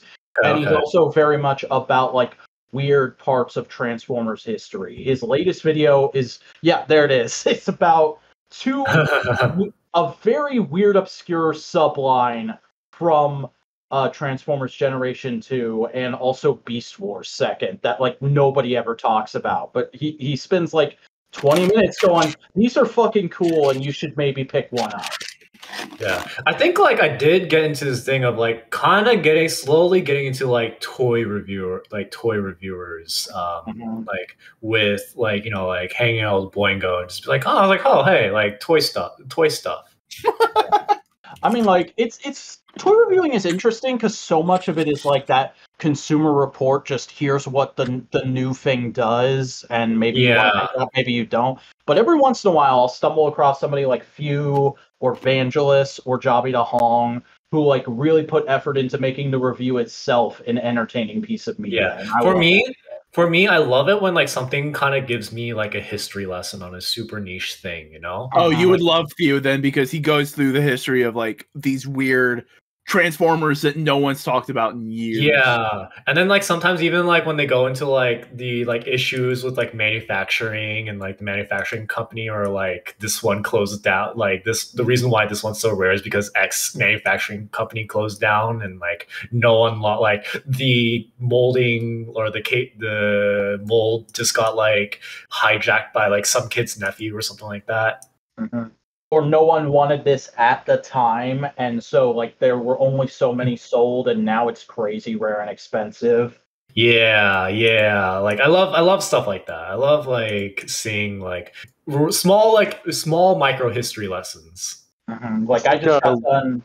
Go ahead, Snuggo. I was gonna say I think like the best format for stuff like that, as far as like digestible media, Toy Galaxy is I think. Oh yeah, that guy's great. I mean, I still need to watch him, but like his thumbnails look really good. It's like, ooh, that's a every time a new Toy Galaxy video busts out, like I learned something. Out of any toy channel, he is the best at gaining the algorithm. Okay. Also, who does Transformers the Basics? Chris McFeely. Okay, Yeah. actually, I was watching a bit of them when I was trying to like, okay, how do I get into the IDW comics? I still haven't done it because I'm a wuss, but like, I just was like looking up a few of his Because like videos. he's also an editor on the TF Wiki. Yeah, I've seen that name around, and I think I've retweeted some of his tweets sometimes. Yeah. And he Yeah, goes that's super really deep. good, like Transformers lore stuff. Oh, I actually found the Starscream video that I had watched like forever ago. Nice. Yeah, it's this one. There we go. Nice to. Oh yeah, I know that guy. Yeah. Okay, so it was. For the listeners, it's Comadin Cam. Yeah, Coleman and Cameo. He's collaborative Diamond Bolt a couple times. Okay, yeah. This was the video I think. I was like, man, Starscream is a hero. Like in G1, like I'm like, oh man, Starscream's a punk, you know? Like at least when you're watching, when I watched the movie where he just eats it super hard when Galvatron like shoots. Well, that's him. usually the point of Starscream in most continuities is he's a shithead. Yeah, but this one I was like, man, Starscream's like the best shithead in this one. I was like, oh man, why is he so cool? Armada Starscream is like the Hangman Adam Page of Transformers. Oh yeah. You are 100% totally correct, and that's only a reference me and you will understand, Vac. Is that like the only one in the one time? Like so how do we explain Hangman in 10 seconds? Okay, Hangman Adam Page is a professional wrestler who basically got gaslit by supposed friends that he wasn't good enough, went into a spiral of depression and alcoholism, thinking that he wasn't good enough, found new, better friends who encouraged him and helped him along the way, realized that he needs to do this by himself or else he doesn't prove that he is as good as he believes he is, and then became the world champion. And he's currently the world champion. He's actually going up against CM Punk, the best in the world, to defend his title this Sunday. Yeah. Nice. And that feud has been fascinating because it's basically Hangman seeing CM Punk, who has a history of being basically a punk, a shit stirrer, someone who spouts all the nice things, but behind the scenes does politics and stuff and all that kind of stuff. Like one of his monikers is "I'm the voice of the voiceless." Like I speak for the fans, but at the same time, he'll speak up like about talent things that concern him, but not about stuff that concerns other people. And no, that was in the past. Mm-hmm. Currently, he's much better about that. He's not a shithead. Yeah, he's grown a lot. So the storyline is Hangman is feeling threatened by CM Punk just existing here and going like, no, you were bad news. This is a home. I've built it. We've built it. You don't get to come in here and then just claim that you're part of it. And CM Punk is going, I just want to fight for the belt. Give me the belt. Knowing that purposely pisses him off. It's just like, come on, hit me. So it's good stuff. I like it. Yeah. I like because I have a friend who loves wrestling, but doesn't like anime. And I'm like, oh my god, you idiots. You're watching anime right now. I don't understand how you can like wrestling and then dunk on any other kind of storytelling. I know that too. Yeah, wrestling is just stage shows for anime. Like, I may look at certain things and go, that's not for me, but like, I'm not gonna go, that's stupid, because I like wrestling. Yeah. For me, actually, what got me into wrestling was because I kind of just made the link. I was like, yo, wrestling's a lot like the old kung fu movies that I used to watch a lot. Because it's like, because a lot of like the really good wrestlers, I feel like have like some sort of like martial arts background at some, you know, like they've done like the ones that like do legit like boxing or like wrestling and stuff like that. Like those are my favorite ones. And then like for like martial arts movies, it's kind of like the same thing because like in a lot of cases, like they don't actually get hurt, right? It's like choreography, right? Yeah. Right. And it's a very similar thing. Though apparently when you go to look at Hong Kong cinema, yo, those guys are actually legit getting hit. Yeah. Like those guys are legit. Like if you look into like the history of like Jackie Chan and seeing like the intro to like all the stunt choreographer stuff that they did, like a lot of like the stunts were like legit, like real. Like Jackie Chan's the one stunt that I know of with Jackie Chan that's like really impressive is where he falls off of a clock tower, and he legit falls off of a clock tower, and then because they do a single shot where it goes from the very top of the clock tower going down. You see him fall, and he falls like through these rafters, right? And he's using the rafters to break his fall, and he hits the ground. And then they do it again, except you realize he's falling in a different way, and he lands on a different part of his body. Oof. Like on the ground. And they do it again. And once again, it is a different looking fall. And you're like, the man like fell out of this clock tower 3 times. Yeah. I mean, like, Jackie is known for, especially in his Japanese films, taking like insane amounts of time to get these crazy stunts just right. Yeah. It's crazy because he like legit lights himself on fire and stuff like that. I mean, I saw a thing where he once broke his foot and then painted his cast to look like pants and a shoe, so he could do a water ski stunt. The man is crazy, like actually crazy. Like it's not because like I pretty much grew up like watching all of his films. Like I would just go to Blockbuster, rent a Jackie Chan film. All right, finished it, go to Blockbuster again, like rent another one. So like it kind of like shaped like I got into martial arts because I was like a big Jackie Chan fan too. So I was like, oh man, this stuff is cool. And it's interesting to see because when I watched wrestling, because I wasn't actually allowed to watch wrestling as a kid growing up. Oh yeah, I think a lot of people who like wrestling now weren't allowed to watch wrestling when they were kids, or they were scared of it. Like, that's how I was. I've told this story a couple times before, but when I was a kid, I never watched wrestling because I thought it was a thing only assholes liked, because I had an asshole neighbor who, like, bullied me and had wrestling posters in his room. Yo, same. I remember having, like, an asshole bully who was really into Stone Cold Steve Austin. I was just like, you're a dick. Yeah. But yeah, like, so when I actually, like, started watching wrestling, it just kind of tickled my, like, martial arts artist in me, being like, oh hey, this is like watching like a kung fu movie. Yeah, the thing is this is also not all wrestling. Sometimes people do go into the classic words. That's words.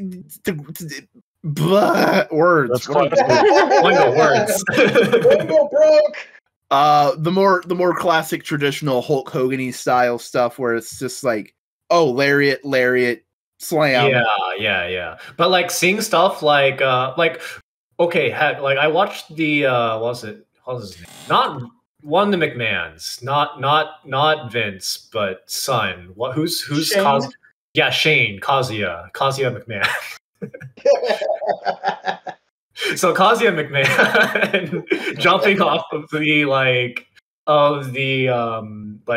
like a steel cage, for example. It's like, yeah, his coast to coast. And he's not a wrestler, which like Shane is actually like for me like my favorite because he's not actually a wrestler. He's just like a normal dude who ends up doing these things and like nearly killing himself. Like I remember watching when he came back, like maybe like 5 years ago. Like he came back, right? Yeah, he came back and then very quickly wore out his welcome. Yeah, and then like I remember him just like bringing his kids, like, yeah, my kids get to watch me do it. I'm like, oh no, I'm gonna watch you die. But yeah, like I was like, man, dude was crazy. Like he got like piled into like a glass, and he got slammed into like a glass wall thing, and like it shattered. You see him like covered in blood. And I've heard him tell the story of like apparently his dad specifically told him not to do that. Yeah. And they were going to ride home together. And after he came backstage after doing it and the paramedics were done checking on him, he was like, all right, I guess I'm going home now because the show's over anyway. And somebody had to tell him, your dad left 20 minutes ago. You got to get your own ride. Oh, shit. Yeah.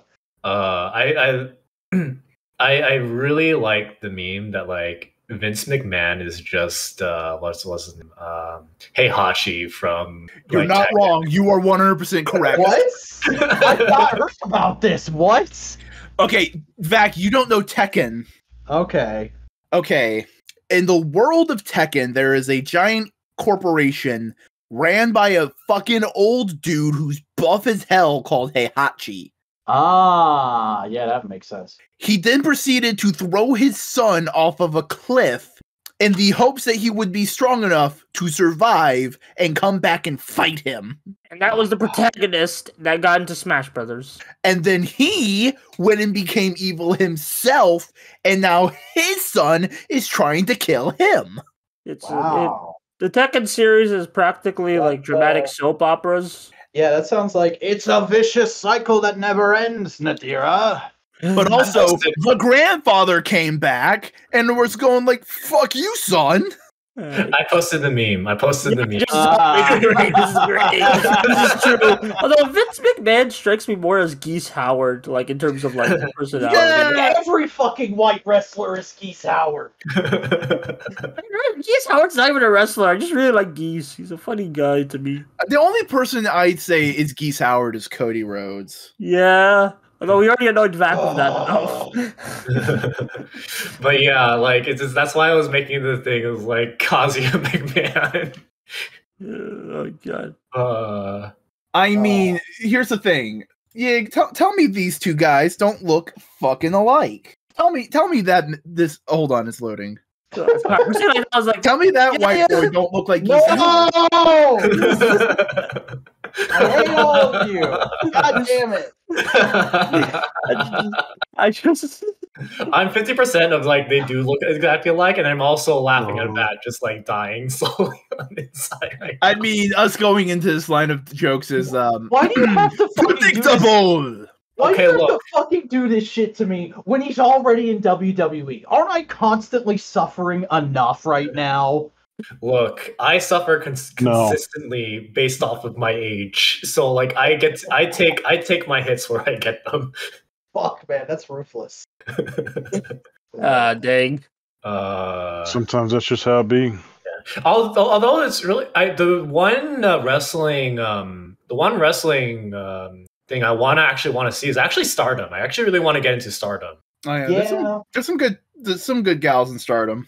Every couple months I go, shit, I should really get into Japanese wrestling. And then right around then something happens that makes it so I can't get into Japanese wrestling for a little bit. Yeah. And for me, it's like, yeah, I can just like enjoy just the vibes, even though like I don't understand Japanese at all. I can just like watch it and just be like, yeah. It's hard for me. It's also just hard for me to sit there and just watch something.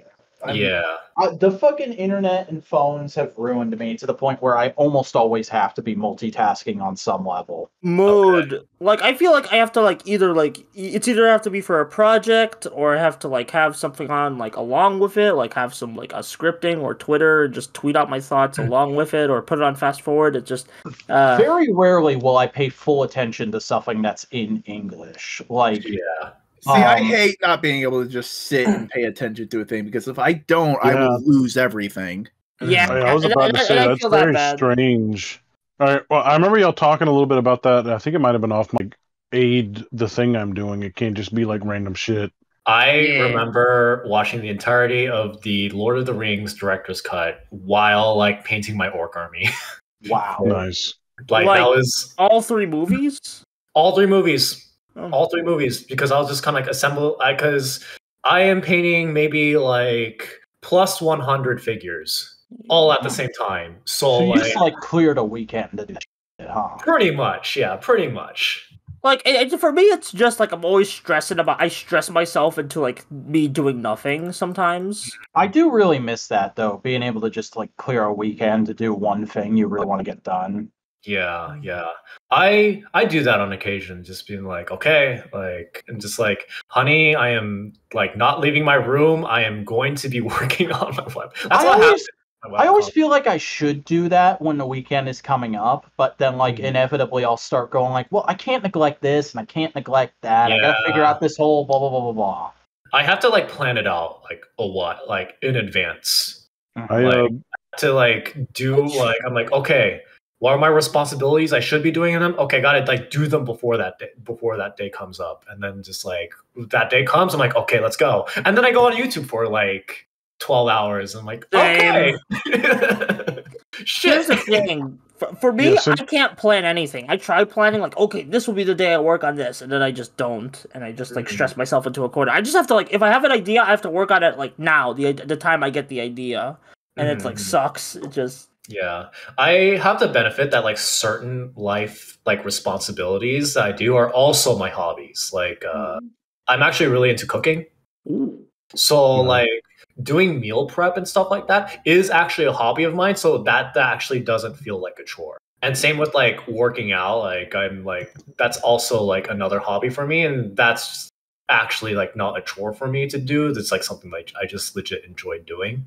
So there's like that aspect. Like I understand like sometimes like things just get in the way. It's just like super. Yeah, since I've had like more money but less time, I'll try to have like myself like it's kind of bad because sometimes I'll associate it with like needing to have something on a weekend to do. Like I'll need like a new like Lego set or like a model kit or just like action figure to like photograph. Like I need something to like kind of be the event of that day. So I don't know. I mean, I enjoy that. And it's created a interesting thing that I've never had before where like I have like a backlog of stuff. I have like unopened figures and unopened Lego sets. I bought like the Lightyear Lego set and haven't built it for like 2 weeks straight now, which is going to change tomorrow. Jesus, I thought it being Lightyear, you'd fucking like immediately rip that shit open. I went hard on a lot of Lightyear stuff real fast, and I'm saving it. If I don't do it tomorrow, I'm going to do it like the night I come home from watching the movie in IMAX. So, man, I mean, you might also burn yourself out, so you got to pace it. I need to build some Gunpla again. Part of me was like, maybe I'll just make a stream of it, but then like, there's a lot of prep work that goes into actually like doing that as a stream. Like, there's actually more work to do off stream for like a Gunpla building stream. Well, at least for me, because like I mean, like most people would want to have a multi-camera setup, right? Yeah, like I usually have like a single multi-camera, just a single camera setup, and I just have a really good quality camera. But the problem is that I really want to paint them, and when you do painting, you kind of have to like go at it like from the very beginning. So you have to like you have to cut out the sprues, kind of assemble it, mark where everything is, then disassemble it all, put it on like alligator clips, spray paint that all, and then like I can't stream the spray painting part because like I don't have like my office isn't good for like ventilation and that purposes. And then take it back out and then like paint them again and then like paint them on stream and then reassemble it afterwards. So when you get to like painting Gunpla models, you pretty much assemble and like you assemble the same Gunpla like 2 or 3 times, essentially. Yeah, that sounds like a lot of work. It is so much. Like, it's more work than like doing just like a regular figure, because a regular figure is just like, oh, it's just super like, you know, paint the pieces and super glue them together and you're good. Oh, I don't super glue mine. Oh, really?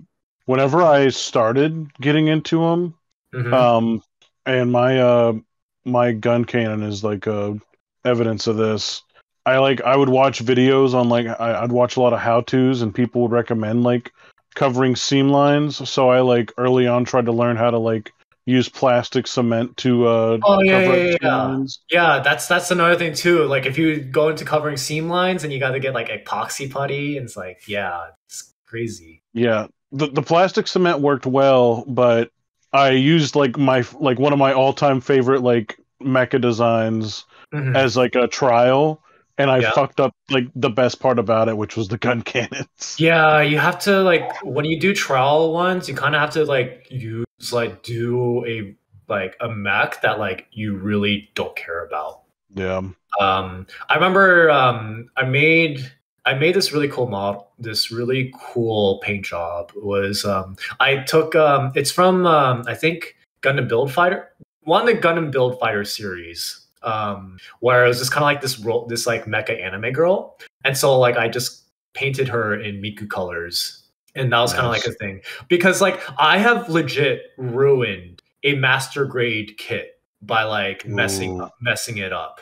Like I had painted the wrong, I had primed the wrong things. I had accidentally primed the joints, so like shit didn't actually fit in together. So I was like, oh no, I've made critical mistakes. Critical error. Critical errors. So like, yeah, it's just kind of like you have sometimes like the first couple times you're gonna screw up. Yeah, that's been my experience with it. That's why I if you are ever thinking about the 30-minute mission kits, I couldn't recommend them more. Because I like the design of them because I'm very much a big fan of kind of like grunt models, like the Zaku 2. The Zaku 2. Or the Leo. The Leo, Justas.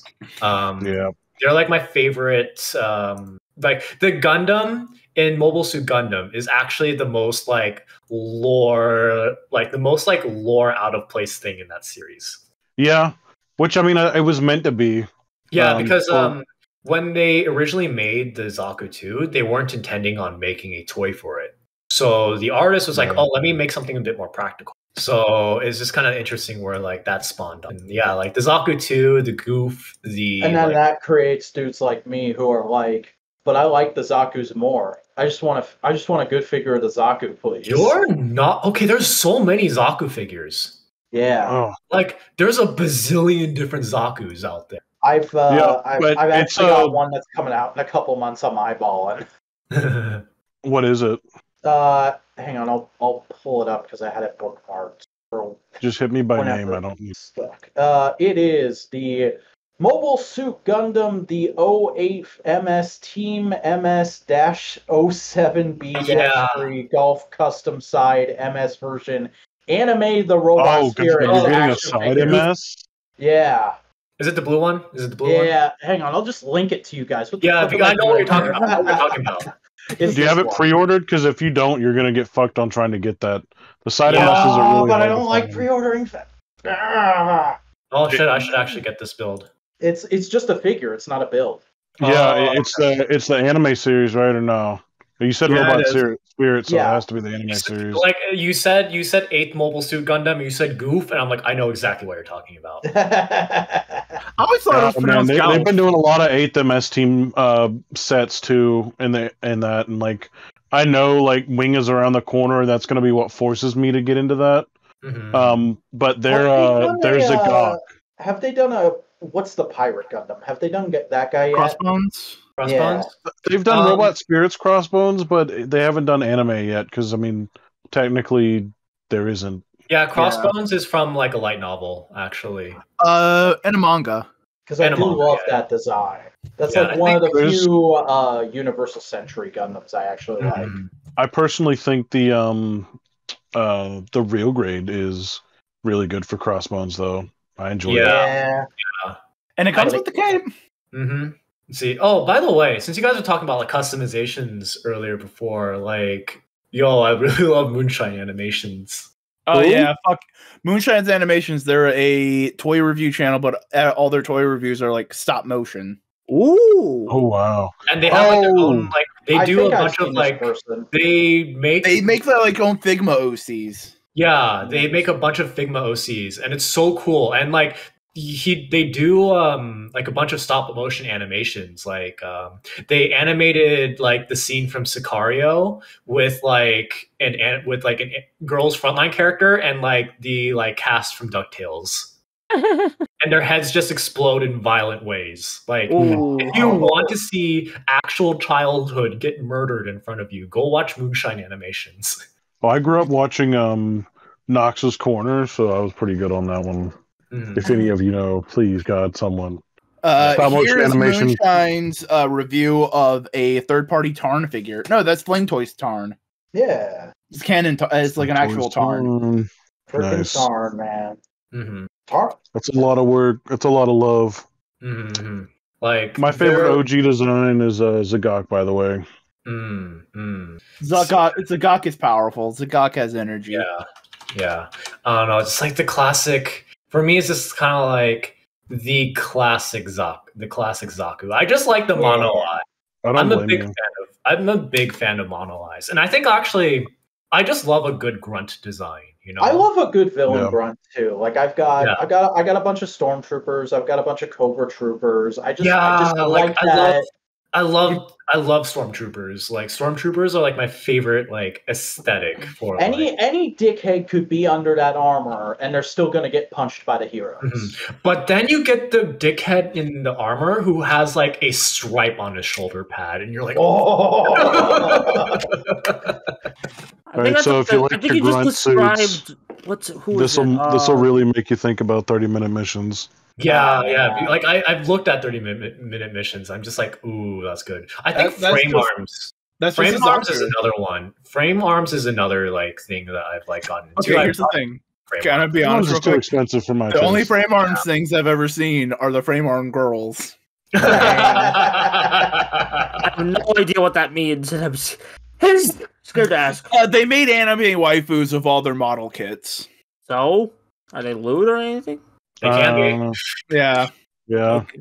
Yeah. But like the thing is that I just like my favorite thing in the world is when you have like the grunt unit, but there's some slight customization to it. Mm-hmm. You know? Yeah. Like maybe like they have like a different shoulder pad or like Captain Rex might just be one of the best designs in all of Star Wars. Yeah, he's gonna mention that when you were talking about people with stripes. he's a clone that went, oh, I fucking hate the new armor. I'm just gonna mix it together with the old one to make an armor I like. I remember not being into the Clone Wars television show, and then my friend told me you should really check out Domino, like look up the Domino Squad like episodes, and I'm just like, all right, I'll do it. And like that's actually most of like what I watched was just like the Domino Squad episodes, and then like I watched the Clone Wars in like a really fragmented way. Because I just looked up like the different arcs and just only watched the arcs in like the specific order. So like everything I watched was like extremely out of order. That's fine. Interesting. A lot of people do that. Disney Plus actually presents Clone Wars. Like they have an option to present it in that way, in that format, like best of or most important episodes. Yeah. Oh, that's cool. Yeah, that's they'll do that, but they won't let you watch it in proper continuity. Yeah, it's weird. You still have to go to the Star Wars website. I mean, what do you mean? You can just watch it regularly. Yeah. You can just like pull up the episode thing and just watch it. Fair, but like it's weird. It's like you're doing all that, but you won't do that. It's adding extra work to something that should just be an autoplay option. I will say that like, it is if you go to its Wars. The Clone Wars like went hard. Like I remember watching Clone Wars and seeing like, you know, like I forgot which mission it was, but like they're going on this mission and then like the like shutter gates are like closing. They're climbing and the shutter gates are closing like below them. And then like you see one cut of a stormtrooper raising his arm out for like help to get up, and then everyone making like a like face expression. It's like, did that stormtrooper just get cut in half? Maybe. You don't know. It's like that stormtrooper 100% got cut in half. By the way, given how into Clone Wars and Clone Armors and stuff that you are, I just gotta say, like, you need to watch Obi-Wan as fast as you can, because there's a little thing in there I think you'll flip out over. Okay, cool. I know the thing. And me too. Yeah. I still haven't seen the second episode, so I don't know the thing. Yeah, it is in the second episode. Mm-hmm. Bitch. Fuck up. Whatever. Yeah. I'm actually really excited for Andor while we're talking about Star Wars. I thought Andor was gonna be a snooze fest, but that trailer looked interesting enough that I'm like, okay, I'll watch this. It's the designs. It's the designs that are getting me, because that's what Rogue One did for me. Is like Rogue One was just like, yeah, I know you like Battlefront, so here's that as a movie essentially. Like I didn't even give a fuck about the Death Star subplot. Like fuck that. I just care about like how cool it's depicted. Hey, have you the Death Star main plot? Sorry. Yeah. Have you read the Battlefront books? No, I haven't. They are my friend's really into them. They're really good, actually. Like they made it to tie in with the video game, but like the book was actually like the first one was like really sticks with me actually because there are a bunch of the first one takes place like in the POV of like a republic like rebellion force, except they're hardcore jaded. Is it Twilight Company? Yeah, Twilight Company. Yeah, Twilight Company was really good. Yeah, I just looked them up on Audible, and I'm putting both of them in my wish list. So I'll listen to them eventually. Like, they end up on Hoth, and there is a Darth Vader encounter. And the Darth Vader encounter is the coolest shit because none of them know what the Force is. Oh. The fuck, he can move things with his mind. Yeah, exactly. Like they're like, what the like they don't even know what a lightsaber is. So like they see that they're like, what the fuck is that? And then like he's like throwing it. It's like, what the hell did he do?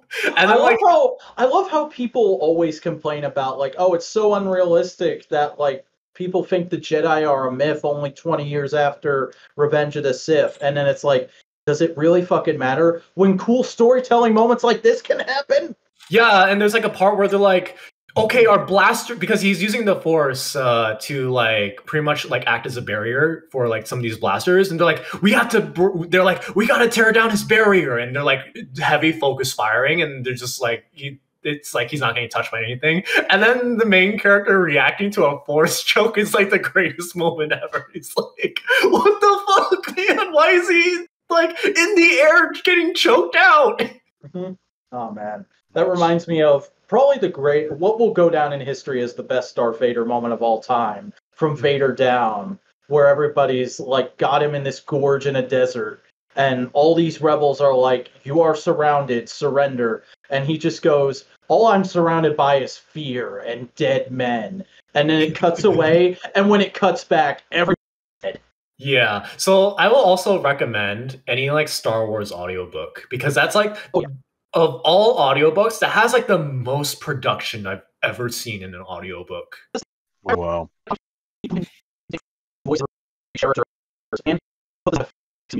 Sorry, Vac, you like turned really robotic for me. I did not hear it. Yeah, that's my job, buddy.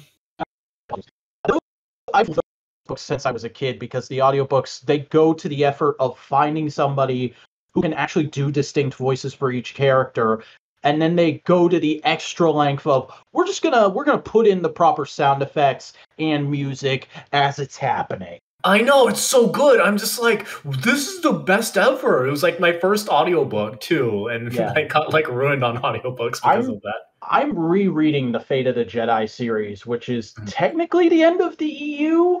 And it was like also the first Star Wars book thing I ever got into. And oh man, those books are so good. Like I wouldn't want them instead of the sequel trilogy, but I do think they're like just as much, if not at times, a more interesting story than the sequel trilogy as a sequel trilogy. I got really into the Thrawn books. Yeah, I've listened to those. Those are great. Yeah. Have you listened to Darth Bane's trilogy? I have not seen Darth Bane's trilogy. That's such good shit. Speaking of Darth Vader moments, one of my personal favorites, if you've played the Jedi Fallen Order game, also spoilers for that, I guess. They spoiled it in the commercial. They spoiled that Darth Vader shows up in the game in the commercials.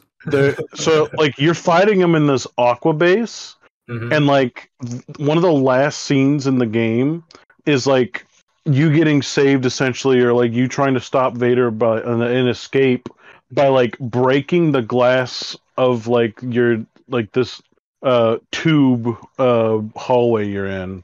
And, like, it's focused on the characters swimming away and being rescued, but in the fucking background, you just see Darth Vader standing there with his hand up, like, stopping the water. And, like, like, normally you just be like, whatever, yeah, he's just stopping it. Like, no, he's fucking stopping the water from coming in completely with the Force.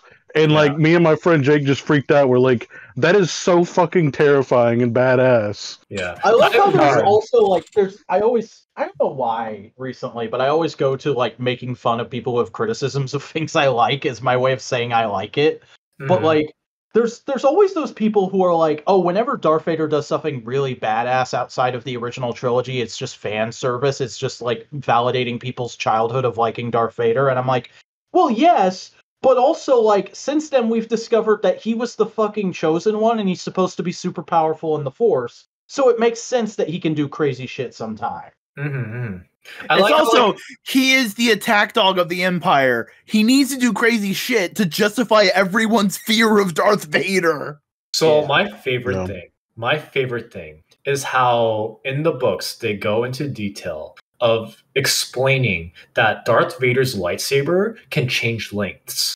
I've never heard that. What the fuck? It was Darth Vader's a grower, not a shower. It's touched up upon in the Thrawn, where it's like the Thrawn Darth Vader team up book. Oh yeah, that's a newer one I haven't gotten to yet. So they go into that because like when you watch the movie, Darth Vader's lightsaber doesn't stay the same length at all. Like it's all over the place, you know? Just like how there's Luke and then there's Big Luke. Yeah. Like when you're watching like A New Hope, like what was it? A New Hope, the fourth movie? Before? Like Darth Vader's lightsaber is like going all over the place lengthwise. So this book is like, yeah, his lightsaber actually changes length and like it messes people up so much, like as a duelist. So it was like a really cool detail that I was like, oh, awesome. Yeah. And like he also has pre-cut, like, you know, in the movies they show they show in the prequel trilogy, they show that he has like precog abilities. But in the books, they explain that he actually uses those precog abilities in battle as well to tell the future and like use that actively in combat, which I thought was a great detail that like I never really saw that much of. So I'm sorry, I completely zoned out while you were talking about that because I'd never heard of Bigger Luke before, and I went to Google that, and I'm just like, what the fuck, dude? I feel like a lot of people here like just did like looked up Big Luke and are just like muted themselves, trying not to die of laughter while I'm like gushing about Darth Vader's multiple lightsaber lengths. I absolutely love fucking Big Luke. It's so dumb. I will look that up after this podcast. Yeah, I think we've got a lot of stuff to look up tonight. First and foremost should probably be Yggy's shit, because like, oh yeah, man, what an episode you've given us, sir. Thank you. I have chilled myself like not at all. Well, why don't you do that now? Let's go ahead and start wrapping up because I think we're like almost 2.5 hours in anyway. Okay. Yeah, I'm Yggy Evergreen. I stream on Twitch. I have a barely updating YouTube channel. You just look up Yggy Evergreen. That's YGGYEVERGREEN. And will be in the description too. Yep. And I also have a webcomic called Rainbow Heart. It is about a 4-year-old dad becoming a magical girl and trying to be a good role model for his daughter, both as a parent and as a superhero figure. And it's really adorable and silly. I enjoy it. Yeah, that's always been the fun part. I like silly things. Okay. All right. Well, Buster, why don't you tell the folks where they can find you? Hey, I'm the Buster Corp. I do video essays, on YouTube. If you want to check those out, it'll be linked in the description. I'm also at Twitter at BusterBully3, where you can just hear me complain about stuff. And I also have a Twitch where I occasionally stream. All right. Snowcone, where are you on the internet? Right now, I'm most prominently on Instagram. It's never_robot. If you like to see pictures of random shit, then go ahead and hop around on that. That's it. Okay. Boingo, what you got going on? Hey, howdy. I'm Boingo Writer. I do a variety of things on the internet. I do Twitch streams on twitch.tv/Boingo Writer. I also am on multiple social media platforms, including, but not limited to, Twitter, TikTok, and Instagram. Just look for Boingo_Writer on all of those platforms. And I have also made video essays and editorials on YouTube. Search for Boingo Writer, and you should be able to find me. All right. I am the Vacuuminator. I make videos sometimes on YouTube. I'm trying to get another one off the ground. We'll see how Memorial Day goes for me. But you can find everything I've ever made at youtube.com/thevacuuminator. You can also follow me on Twitter at thevacuuminator for updates and stuff. And I post photos of toys and dogs over at the Vacuuminator on Instagram, but there's an underscore in there. And hey, if you've listened to this podcast and you've greatly enjoyed it, and maybe you haven't listened before, don't forget to help us out in the algorithm. Give us a like, comment down below with hopefully something positive. I don't know. You can tell us to fuck off, too. That's fine. It still helps us in the algorithm. Tell me to fuck off. And hit that bell notification. Yeah, subscribe and ring the bell. And if you're listening on a podcasting network, follow us there. Follow us on Twitter for updates at the Modular Media, and join the subreddit r/Modular Media. But folks, that will do it for this week's installment of Modular Components. Thank you to everyone for listening, and thank you once again to our guest, Yggy Evergreen, for coming out. We'll see you all next week. See you, everyone. Bye. Yeah.